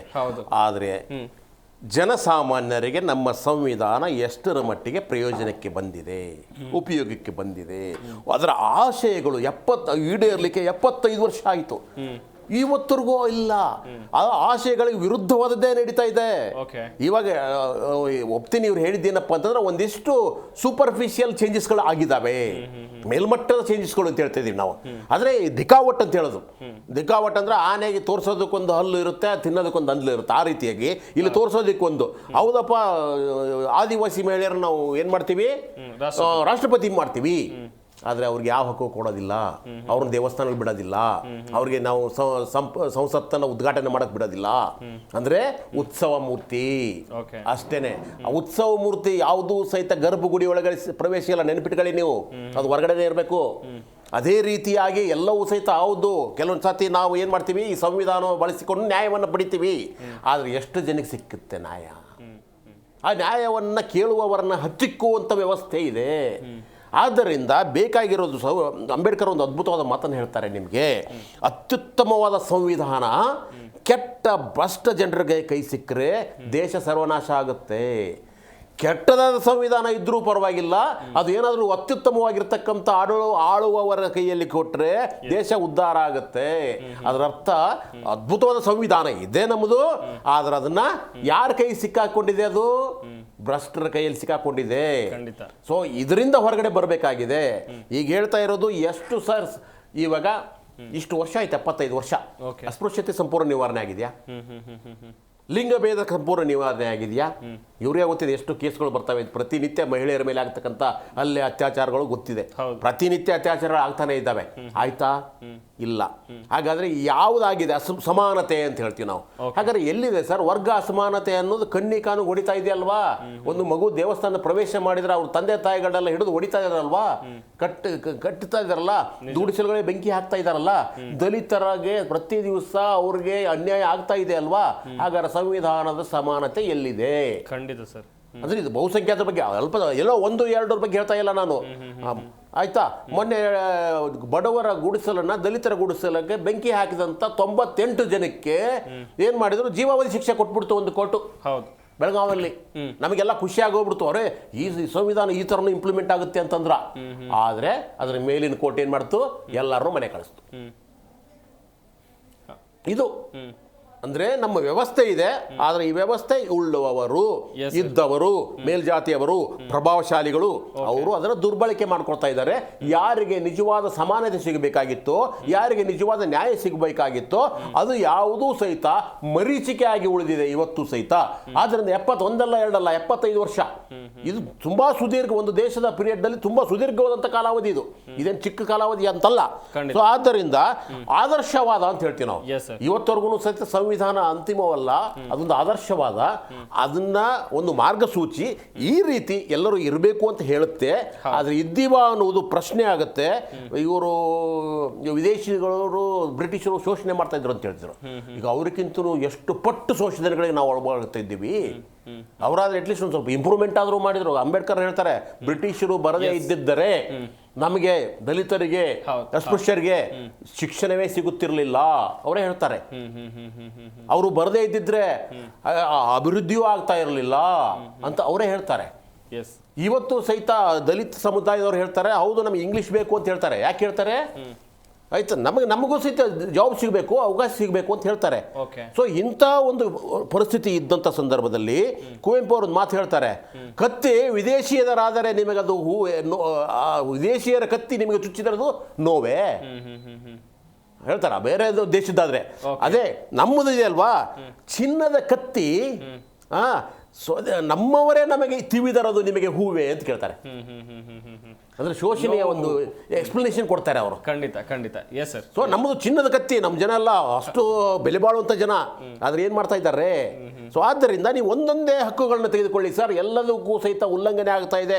ಸಮಾನತೆ ಹಕ್ಕು, ಸಮಾನತೆ ಅನ್ನೋದು ಈ ದೇಶದಲ್ಲಿ ಇವತ್ತರೆಗೂ ಇಲ್ಲ, ಕನಸಾಗಿದೆ, ಅದು ಬರಬೇಕು ಅನ್ನೋದು ಸಂವಿಧಾನದ ಆಶಯ. ಸ್ವಾತಂತ್ರ್ಯ ಅನ್ನೋದು ಇಲ್ಲ ಇವತ್ತು ಸಹಿತ. ಸ್ವಾತಂತ್ರ್ಯ ನಾವು ಏನು ಹೇಳ್ತಾ ಇದ್ದೀವಿ, ಸ್ವಾತಂತ್ರ್ಯ ಅಂದ್ರೆ ಬ್ರಿಟಿಷರಿಂದ ಸಿಕ್ಕ ಸ್ವಾತಂತ್ರ್ಯ ಅಲ್ಲ. ನಮಗೆ ಬೇಕಾಗಿದೆ ಸ್ವಾತಂತ್ರ್ಯ. ಯಾರಿಂದ ಸ್ವಾತಂತ್ರ್ಯ ಸಿಗಬೇಕಾಗಿದೆ? ನಿರುದ್ಯೋಗದಿಂದ ಸ್ವಾತಂತ್ರ್ಯ ಸಿಗಬೇಕಾಗಿದೆ ನಮಗೆ, ಅಸ್ಪೃಶ್ಯತೆಯಿಂದ ಸ್ವಾತಂತ್ರ್ಯ ಸಿಗಬೇಕಾಗಿದೆ ನಮಗೆ, ಆಮೇಲೆ ಭ್ರಷ್ಟತೆಯಿಂದ ಸ್ವಾತಂತ್ರ್ಯ ಸಿಗಬೇಕಾಗಿದೆ, ಆಮೇಲೆ ಇಲ್ಲಿರ್ತಕ್ಕಂಥ ದುಷ್ಟ ರಾಜಕಾರಣಿಗಳಿಂದ ಸ್ವಾತಂತ್ರ್ಯ ಸಿಗಬೇಕಾಗಿದೆ. ಇವತ್ತವರೆಗೂ ಸಿಕ್ಕಿಲ್ಲ ಸರ್. ಆಮೇಲೆ ಶೋಷಣೆಯ ವಿರುದ್ಧ ಹಕ್ಕು. ಸರ್, ಮುಂದಿನ ಹಂತದಲ್ಲಿ ಮಾಹಿತಿಯನ್ನು ಪಡ್ಕೊಳ್ತಾ ಹೋಗ್ತೀನಿ ನಿಮ್ಮಿಂದ. ಸಂವಿಧಾನ ದಿನಾಚರಣೆಯ ಬಗ್ಗೆ ಮಾಹಿತಿಯನ್ನು ಕೊಡ್ತಾ ಇದ್ವಿ. ಹಾಗೇನೆ ಸದ್ಯದ ಪರಿಸ್ಥಿತಿ, ನಮ್ಮ ದೇಶದಲ್ಲಿ ಯಾವ ಪರಿಸ್ಥಿತಿ ಇದೆ, ಇದೇ ವಿಚಾರದ ಕುರಿತು ಗಣ್ಯರು ಮಾಹಿತಿಯನ್ನು ಕೊಡ್ತಾ ಇದ್ರು. ಸುನಿಲ್ ಸರ್, ಈಗ ಸಂವಿಧಾನದ ವಿಚಾರದಲ್ಲಿ ಆಗ್ತಾ ಇರುವಂತಹ ರಾಜಕೀಯ ಜಟಾಪಟಿಗಳಿರ್ಬೋದು, ಇದ್ರ ಬಗ್ಗೆ ಏನು ಹೇಳ್ತೀರಾ ಸರ್? ಸರ್, ಇದು ಸಂವಿಧಾನ ವಿಚಾರದಲ್ಲಿ ಆಗ್ತಾ ರಾಜಕೀಯ ಜಟಾಪಟಿಗಳು ಹೇಗಂದ್ರೆ, ರಾಜಕೀಯ ಪಕ್ಷಗಳ ಹಿಂದೆ ಒಂದು ಸೈದ್ಧಾಂತಿಕ ಹಿನ್ನೆಲೆ ಇರ್ತದೆ. ಪ್ರತಿ ರಾಜಕೀಯ ಪಕ್ಷಗಳ ಹಿಂದೆ ಯಾವ ರಾಜಕೀಯ ಪಕ್ಷ ಭಾರತ ಸಂವಿಧಾನ ವಿರೋಧ ಮಾಡ್ತಿದೆಯಲ್ಲ, ಆ ರಾಜಕೀಯ ಪಕ್ಷದ ಸೈದ್ಧಾಂತಿಕ ಹಿನ್ನೆಲೆನ ನಾವು ವೆರಿಫೈ ಮಾಡಬೇಕು. ಈ ಸೈದ್ಧಾಂತಿಕ ಹಿನ್ನೆಲೆ ಯಾರಂದ್ರೆ ಮನುಸ್ಮೃತಿ ಹಿನ್ನೆಲೆ ಇರೋರು ಇವರೆಲ್ಲ. ಇವರು ಈ ಸಂವಿಧಾನ ವಿರೋಧ ಮಾಡ್ತಿದ್ದಾರೆ. ಮೊನ್ನೆ ಯಾರೊಬ್ಬ ಸ್ವಾಮೀಜಿ ಹೇಳ್ತಿದ್ರು, ನಮ್ಮನ್ನು ಗೌರವಿಸುವ ಸಂವಿಧಾನ ಬರಲಿ. ನಮ್ಮನ್ನು ಅಂದ್ರೆ ಏನು? ಅದು ಪೇಜಾವರ ಮಠದ ಸ್ವಾಮೀಜಿನ ಹೇಳ್ತಿದ್ರು ನಮ್ಮನ್ನು ಅಂತ. ಇದೇ ಹಳೆ ಪೇಜಾವರ ಸ್ವಾಮೀಜಿ ಇದ್ದಾಗ ಒಬ್ಬರು ಕರ್ನಾಟಕದ ಖ್ಯಾತ ಪತ್ರಕರ್ತರು ಅವ್ರಿಗೊಂದು ಪ್ರಶ್ನೆ ಮಾಡ್ತಾರೆ, ಈ ದೇಶ ಉಳಿಬೇಕು, ರಾಜ್ಯ ಉಳಿಬೇಕು, ಅಥವಾ ಧರ್ಮ ಉಳಿಬೇಕಂದ್ರೆ ಏನು ಮಾಡಬೇಕಂದ್ರೆ, ಹಿಂದೂ ಧರ್ಮ ಉಳಿಬೇಕಂದ್ರೆ ಏನು ಮಾಡಬೇಕಂತ ಪೇಜಾವರ ಶ್ರೀಗಳಿಗೆ ಒಬ್ಬ ಪತ್ರಕರ್ತ ಪ್ರಶ್ನೆ ಕೇಳಿದಾಗ, ಬ್ರಾಹ್ಮಣ್ಯ ಉಳಿಬೇಕು, ಹಿಂದುತ್ವ ಉಳಿಬೇಕು ಅಂತಾರೆ. ಸೆಕೆಂಡ್ ಕ್ವಶನ್, ಬ್ರಾಹ್ಮಣ್ಯ ಮತ್ತು ಹಿಂದುತ್ವ ಬೇರೆ ಬೇರೆನಾ? ಹಾಗಾದ್ರೆ ಹೌದು, ಬ್ರಾಹ್ಮಣ್ಯನೇ ಬೇರೆ, ಹಿಂದುತ್ವನೇ ಬೇರೆ ಅಂತ ಪೇಜಾವರ ಶ್ರೀಗಳು ಹೇಳ್ತಾರೆ. ಅದೇ ಪೇಜಾವರ ಶ್ರೀಗಳ ಮುಂದುವರೆದ ಭಾಗ ಇವತ್ತು ಆ ಸ್ವಾಮೀಜಿ ಹೇಳ್ತಿದ್ದಾರೆ, ನಮ್ಮನ್ನು ಗೌರವಿಸುವ ಸಂವಿಧಾನ ಬರಲಿ ಅಂತ. ನಮ್ಮನ್ನು ಅಂದ್ರೆ ಯಾರನ್ನಂದ್ರೆ ಬ್ರಾಹ್ಮಣವನ್ನು ಗೌರವಿಸುವ ಸಂವಿಧಾನ ಬರಲಿ ಅಂತ ಹೇಳ್ತಿದ್ದಾರೆ. ಇವತ್ತು ಅದೇ ಹಿನ್ನೆಲೆ ರಾಜಕೀಯ ಪಕ್ಷಗಳು ಸಂವಿಧಾನ ವಿರೋಧಿಸ್ತಿದ್ದಾವೆ, ತಿರುಗಿಸ್ತಿದ್ದಾವೆ, ಮತ್ತೆ ಅದನ್ನ ವಿಕೃತಗೊಳಿಸ್ತಿದ್ದಾವೆ. ಹಾಗಾಗಿ ನಾವೇನು ಹೇಳೋದೇನೆಂದ್ರೆ, ಸಂವಿಧಾನ ಈ ಭಾರತದಲ್ಲಿರ್ತಕ್ಕಂಥ 120 ಕೋಟಿಯಲ್ಲಿ 115 ಕೋಟಿ ಸಂವಿಧಾನದ ನಿಜವಾದ ನೇರ ಫಲಾನುಭವಿಗಳೇ. ಕೆಲವರು ಬೆರಳೆಣಿಕೆಯಷ್ಟು ಜನ ಸಂವಿಧಾನವನ್ನ ಬೇಕು ಅಂತಾನೆ ತಿರುಗಿಸ್ತಾ ಇದ್ದಾರೆ. ಅವ್ರು ಯಾರಂದ್ರೆ, ಈ ಸಂವಿಧಾನ ಬರೋಗಿಂತ ಮೊದಲು ಸಾವಿರಾರು ವರ್ಷಗಳ ಕಾಲ ಧರ್ಮದ ಹೆಸರಲ್ಲಿ ರಾಜಕಾರಣ ಮಾಡಿದ್ರಲ್ಲ, ಮನು ಧರ್ಮಶಾಸ್ತ್ರದ ಹಿನ್ನೆಲೆ ಇರ್ತಕ್ಕಂಥ ಅವರು ಹೇಳ್ತಿದ್ದಾರೆ. ಹಾಗಾಗಿ ನಾವೆಲ್ಲ ಎಚ್ಚರದಿಂದ ಇರೋಣ. ಅವರಿಗೆ ಬೇಕಾದಂಥ ಸಂವಿಧಾನಕ್ಕಿಂತ ನಮ್ಮ ಸಂವಿಧಾನದ ಶ್ರೇಷ್ಠವಾದ ಸಂವಿಧಾನ ನಮ್ಮ ಸಂವಿಧಾನ. ಸ್ವಾತಂತ್ರ್ಯ, ಸಮಾನತೆ, ಭ್ರಾತೃತ್ವ ಸಂವಿಧಾನದ ಆಶಯದಲ್ಲಿ ಇದೆ. ಹಾಗಾಗಿ ನಾವೆಲ್ಲರೂ ಕೂಡ ಸಂವಿಧಾನ ಓದೋಣ, ಸಂವಿಧಾನ ಪರವಾಗಿರೋಣ. ಮತ್ತೆ ಇನ್ನೊಂದೇನೆಂದ್ರೆ, ತಮ್ಮ ತಮ್ಮ ಮಾಧ್ಯಮದ ಮೂಲಕ ಒಂದು ಮಾಹಿತಿ ಏನಂದ್ರೆ, ಯಾರು ಸಂವಿಧಾನವನ್ನು ವಿರೋಧ ಮಾಡ್ತಾರಲ್ಲ ಸರ್, ಅವರಿಗೆ ಸುಮಾರು 2000 ವರ್ಷ ಹಿಂದೆ ಒಂದು ಇತಿಹಾಸದಲ್ಲಿ ಆ ದೇಶದ ಯಾವುದಾದ್ರೂ ಸಮಾನತೆ ಪರಿಕಲ್ಪನೆ ವಿರೋಧಿಸಿದ್ರೆ ಗೆಲೋಟಿನ್ ಯಂತ್ರದಿಂದ ತಲೆ ಕಡಿತಿದ್ರಂತೆ.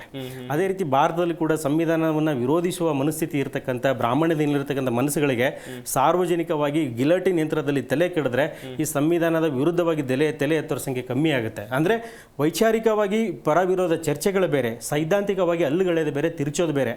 ಅಂಥ ತಲೆಗಳನ್ನು, ಸಂವಿಧಾನ ವಿರೋಧಿ ತಲೆಗಳನ್ನು ಗಿಲೋಟಿನ್ ಯಂತ್ರದ ಮೂಲಕನೇ ಕಡಿಬೇಕು ಅನ್ನೋದನ್ನು ನಾನು ಈ ಸಲ ಹೇಳ್ತೀನಿ ಸರ್. ವೆಲ್ ಸರ್, ವೆಲ್ ಮೂರ್ತಿ ಸರ್, ಕೊನೆಯದಾಗಿ ಏನು ಹೇಳ್ತೀರಾ ಸರ್ ಸದ್ಯದ ಪರಿಸ್ಥಿತಿ ಬಗ್ಗೆ? ಸರ್, ಈಗ ಸದ್ಯದ ಪರಿಸ್ಥಿತಿ ನಮ್ಮ ದೇಶ ನಮ್ಗೆ ಹೆಮ್ಮೆಯಿಂದ ಹೇಳ್ಕೋಬೇಕು. ಎಲ್ಲೋ ಕೆಲವು ಕಡೆ ಸಂವಿಧಾನದ ಆಶಯಗಳು, ಸಂವಿಧಾನ ಉದ್ದೇಶಗಳು ಈ ಸರ್ಕಾರದ ಭ್ರಷ್ಟಾಚಾರದಿಂದ ಜಾರಿಗೆ ಬರದೇ ಇರ್ಬೋದು.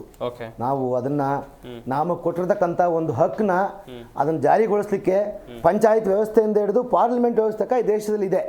ಈಗ ನಮ್ಗೆ ಇತ್ತೀಚೆಗೆ ಏನೋ ಆನ್ಲೈನ್ ದುಡ್ಡು ಹಾಕ್ತಾರೆ, ಆನ್ಲೈನ್ ಸೆಲೆಕ್ಷನ್ ಮಾಡ್ಕೊತೀವಿ, ಆನ್ಲೈನಲ್ಲಿ ಏನೋ ಒಂದು ಇಂಟರ್ವ್ಯೂ ಆಗುತ್ತೆ, ಅದರಿಂದ ಕೆಲವು ಭ್ರಷ್ಟಾಚಾರ ಕಮ್ಮಿ ಆಗಿದೆ. ಸರ್, ಈಗ ನಮ್ಮಲ್ಲಿ 20 ವರ್ಷದ ಮುಂಚೆ ಈ ತಾಂತ್ರಿಕತೆ ಇಷ್ಟೊಂದು ಇಂಪ್ರೂವ್ ಆಗಿರಲಿಲ್ಲ. ಪ್ರತಿಯೊಂದು ವಿಚಾರನೂ ಸರ್ಕಾರದ ಮೆಷಿನರಿಗಳ, ಈಗಂತೂ ಇಂಟರ್ನೆಟ್ ಮುಖಾಂತರ ಬರ್ತದಲ್ಲ, ಸರ್ಕಾರದ ಅಧಿಕಾರಿಗಳ ಮುಖಾಂತರ ಎಲ್ಲ ಜಾರಿಗೆ ಬರೋದು ನಮಗೆ. ಆವಾಗ ಶೋಷಣೆಗಳು ಆಗಿದ್ದಾವೆ. ಇವ್ರು ಹೇಳಿದ ನಮ್ಮ ಏನು ಸಾಮಾಜಿಕ ಚಿಂತಕರು ಹೇಳ್ದಂಗೆ ಶೋಷಣೆಗಳು ಸಮಾಜದಲ್ಲಿ ಈಗೂ ಇದೆ. ಆದರೆ ಬೆಳಕಿಗೆ ಈಗ ಆಧುನಿಕ ಮಾಧ್ಯಮ, ಇವಾಗ ನಿಮ್ಮಂಥ ಮಾಧ್ಯಮಗಳಿರೋದ್ರಿಂದ ಏನೇ ಶೋಷಣೆ ಯಾರ ಮೇಲೆ ಆದ್ರೂ ತಕ್ಷಣ ನಮ್ಗೆ ಮಾಹಿತಿ ಬರ್ತದೆ. ನೋಡಿ, ಯಾರೋ ಅಲ್ಲಿ ಈಗ ಒಬ್ಬ ಸ್ವಾಮೀಜಿ ಅವ್ರು ಹೇಳ್ತಾರಂತೆ ಮುಸ್ಲಿಮರ ಮತದಾನ ಹಕ್ಕು ರದ್ದು ಮಾಡಿ ಅಂತ. ಅಲ್ಲಿಗೆ ಹಕ್ಕು ಅನ್ನೋದು ಕೊಟ್ಟಿದ್ಯಾರು? ಸಂವಿಧಾನ. ಅದನ್ನ ರದ್ದು ಮಾಡಿ ಅಂತ ಹೇಳಕ್ಕೆ ಅವ್ರಿಗೆ ಅಧಿಕಾರ ಏನಿದೆ? ಇದು ಶೋಷಣೆ, ಇದು ಸಾಮಾಜಿಕ ಶೋಷಣೆ.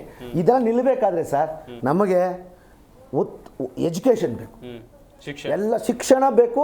ಶಿಕ್ಷಣದ ಜೊತೆಗೆ ಅದನ್ನ ಶಿಕ್ಷಣ ಕಲ್ತ್ಬಿಟ್ಟು ಬಿಟ್ಬಿಡೋದಲ್ಲ, ಶಿಕ್ಷಣ ಕಲ್ತಿರೋದು ನಾವು ಜಾರಿಗೊಳಿಸ್ಕೊಂಡು ಬರ್ತಾ ಇರ್ಬೇಕು. ನಾವು ಅವಾಗ ರಿನ್ಯೂ ಆಗ್ತಾ ಇರ್ಬೇಕು. ನಾವು ಸಾಮಾಜಿಕ, ಈಗ ಯಾವುದೋ ಒಂದು ರಾಜಕೀಯ ಪಕ್ಷ ಒಂದು ಕೆಲವು ಉದ್ದೇಶ ಇಟ್ಕೊಂಡು ಸಂವಿಧಾನ ಟಚ್ ಮಾಡಕ್ ಬಂದ್ರೆ ಭಾರತೀಯ ಜನರು ಇದ್ದಾರಲ್ಲ, ಹಾಗೂ ಪಾರ್ಲಿಮೆಂಟ್, ಆಮೇಲೆ ಸುಪ್ರೀಂ ಕೋರ್ಟ್ ಇದೆಯಲ್ಲ, ಅವ್ರು ಸುಮ್ಮನೆ ಬಿಡಲ್ಲ. ಈಗ ನೋಡಿ, ನಮ್ಮ ಸನ್ಮಾನ ನಮ್ಮ ಆನರಬಲ್ ಸುಪ್ರೀಂ ಕೋರ್ಟ್ ಮೊನ್ನೆ ಸೆಕ್ಯುಲರ್ ಅದಕ್ಕೆ ಆ ವರ್ಡ್ ತೆಗಿಬಾರ್ದು ಅಂತ ತೆಗಿಬೇಕಂತ ಹೊರಟಿದ್ಕೆಲ್ಲ ಯಾರು ಮಾತಾಡಿದ್ಕೆ ಆ ಸೆಕ್ಯುಲರ್ ವರ್ಡ್ ಬೇಕೇ ಬೇಕು. ಅದು ಸಂವಿಧಾನ ಆಶಯ. ಸೆಕ್ಯುಲರ್ ಅಂದ್ರೆ ಎಲ್ಲರೂ ಯಾವುದೇ ಜಾತಿ ಭೇದ ಇಲ್ಲ ಅಂತ ಅದನ್ನ ಎತ್ತಿ ಹಿಡಿತದೆ. ಹಂಗಾಗಿ ನೋಡಿ ಸರ್, ಸಂವಿಧಾನಿಕ ಸಮಸ್ಯೆಗಳು ನಮ್ಮ ದೇಶದಲ್ಲಿ ಆಕ್ಟಿವ್ ಇದಾವೆ ಸರ್. ನಾವು ಯಾವಾಗೂ ನಮ್ಮ ಸಂವಿಧಾನ ಕೆಲಸ ಮಾಡಿದ್ರೆ ಹೇಳೋದು ಬೇಡ. ಇವತ್ತು 75 ವರ್ಷ ಆಗಿದೆ, ಸಂವಿಧಾನ ಕೆಲಸ ಮಾಡಿದೆ. ಯಾರು ಕೆಲವರು ವಂಚಿತರಾಗಿದ್ದೀರಿ ಅವರು ಮಾಧ್ಯಮಗಳ ಮುಖಾಂತರ ಸಾಮಾಜಿಕವಾಗಿ ಬೆಳಕಿಗೆ ಬಂದದನ್ನ ಅದನ್ನ ನಿರ್ಮೂಲನೆ ಮಾಡಬಹುದು. ಅದು ನನ್ನ ಕೊನೆಯದಾಗಿ ಏನು ಹೇಳ್ತೀರಾ ಸರ್? ಈಗ 2 ಶಕ್ತಿಗಳಿದಾವೆ. ಒಂದು ಸಂವಿಧಾನವನ್ನು ರಕ್ಷಿಸ್ತಕ್ಕಂಥವ್ರು, ಅದು ಬಹುತೇಕ ಜನರ ಸಾಮಾನ್ಯರು ಸಹಿತ ಆಶಯ. ಆದರೆ ಸಂವಿಧಾನ ಬದಲಾಯಿಸಬೇಕನ್ನೋರು ಇದ್ದಾರೆ. ಇದನ್ನು ಬದಲಾಯಿಸಿ ನಾವು ಮನುಸ್ಮೃತಿಯನ್ನು ಆಧರಿಸಿದಂಥ ಒಂದು ಬೇರೆ ಸಂವಿಧಾನವನ್ನೇ ಮಾಡಬೇಕು ಅಂತ. ಇದು ಗೊತ್ತಿದ್ದೇ ಅಂಬೇಡ್ಕರ್ ಅವರು ಮನುಸ್ಮೃತಿಯನ್ನು ಬಹಿರಂಗವಾಗಿ ಸುಟ್ಟಾಕ್ತಾರೆ. ಅಸಮಾನತೆಗೆ ಕಾರಣ ಇದು, ತಾರತಮ್ಯಕ್ಕೆ ಕಾರಣ ಇದು ಮನುಕುಲಕ್ಕೆ ಹಾನಿಕಾರಕ ಅಂತ ಹೇಳ್ಬಿಟ್ಟು ಸುಟ್ಟಾಕ್ತಾರೆ. ಆದರೆ ಇವಾಗ ಬದಲಾವದ ಮನಸ್ಥಿತಿಯಲ್ಲಿ ಹಲವಾರು ಜನ ಸಂವಿಧಾನವನ್ನು ಸುಟ್ಟಾಕ್ತಕ್ಕಂಥ ಒಂದು ಶಕ್ತಿಗಳಿದ್ದಾವೆ. ಇವಾಗ ಬೀದಿಯಲ್ಲಿ ಸಂವಿಧಾನವನ್ನು ಸುಟ್ಟಾಕಿದ್ದಾರೆ. ಆ ಸಂವಿಧಾನ ಸುಟ್ಟು ಹಾಕಿದಾಗ ಇವತ್ತವರೆಗೂ ಅವ್ರಿಗೆ ಶಿಕ್ಷೆ ಆಗಿಲ್ಲ, ವಿಚಾರಣೆ ಆಗಿಲ್ಲ. ಅದರ ಬಗ್ಗೆ ವಿರೋಧವನ್ನೂ ಸಹಿತ ವ್ಯಕ್ತಪಡಿಸಿದಂಥ ಒಂದು ಸ್ಟೇಟ್ ಇವಾಗಿದೆ, ಒಂದು ಪ್ರಭುತ್ವ ಇದೆ ಇವಾಗ. ಇದನ್ನು ನೀವು ಗಮನಿಸ್ತಾ ಹೋಗಿ ನೀವು. ಅದೇ ರೀತಿಯಾಗಿ ಸ್ವಾಮೀಜಿಗಳು, ಬ್ರಾಹ್ಮಣರು, ಇವ್ರು ಹೇಳ್ತಾ ಇದ್ದಾರಲ್ಲ, ಬ್ರಾಹ್ಮಣರು ಹಿಂದುತ್ವ ಅಲ್ಲ ಸರ್, ಅದು ಹಿಂದೂ ಧರ್ಮ ಅಂತ ಅವ್ರು ಹೇಳ್ತಾ ಇರೋದು, ಆಯ್ತಾ? ಬ್ರಾಹ್ಮಣ್ಯ ಮತ್ತು ಬ್ರಾಹ್ಮಣರ ನಮ್ಮ ಧರ್ಮನೇ ಬೇರೆ, ಹಿಂದೂ ಧರ್ಮನೇ ಬೇರೆ ಅಂತ ಅವ್ರು ಹೇಳ್ತಾರೆ. ಸೊ ಆದ್ದರಿಂದ ಬ್ರಾಹ್ಮಣರು ತಮ್ಮ ಧರ್ಮನ ತಾವು ಇಟ್ಕೊಳ್ಳಿ ಬೇಡ ಅನ್ನೋದಿಲ್ಲ, ಕಾಪಾಡ್ಕೊಳ್ಳಿ ಬೇಡ ಅನ್ನೋದಿಲ್ಲ, ಬೇರೆಯವ್ರ ಮೇಲೆ ಹೇರಿಕೆ ಮಾಡದೇ ಇದ್ರೆ ಸಾಕಾಗುತ್ತೆ. ಸಂವಿಧಾನ ಹೇಳೋದು ಅಷ್ಟೇ, ಹೇರಿಕೆ ಆಗಬಾರದು ಅಂತ ಹೇಳುತ್ತೆ.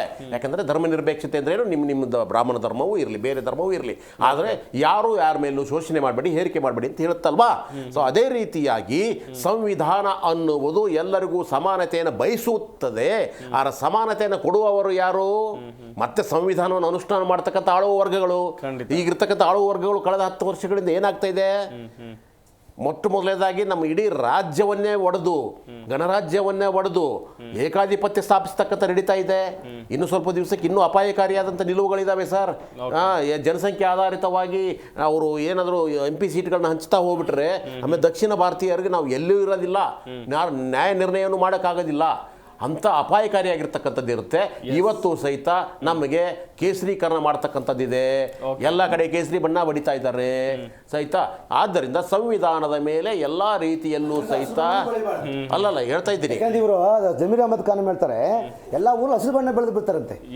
ಅಲ್ಲ ಕೇಸರಿ ಬೇಡ, ಹಸಿರು ಬೇಡ, ನಮ್ಗೆ ಏನ್ ಬೇಕೋ ಅದೇ ಸಾಕು. ಬಣ್ಣಗಳ ಒಂದು ಬಂಧನದಿಂದ ಜನರನ್ನ ಬಿಡಿಸಿ ಎಲ್ಲರಿಗೂ ಸಹಿತ ಸಮಾನತೆ, ಸ್ವಾತಂತ್ರ್ಯ, ಸಹೋದರತ್ವ ಇವುಗಳ ಆಧಾರದ ಮೇಲೆ ಸಂವಿಧಾನ ಇದೆ. ಅದನ್ನ ಅನುಷ್ಠಾನ ಮಾಡುವುದು ಪ್ರಭುತ್ವದ ಕೆಲಸ. ಅದಕ್ಕೆ ಪೂರಕವಾಗಿ ನಡೀತಕ್ಕಂಥದ್ದು ಪ್ರಜೆಗಳ ಕೆಲಸ.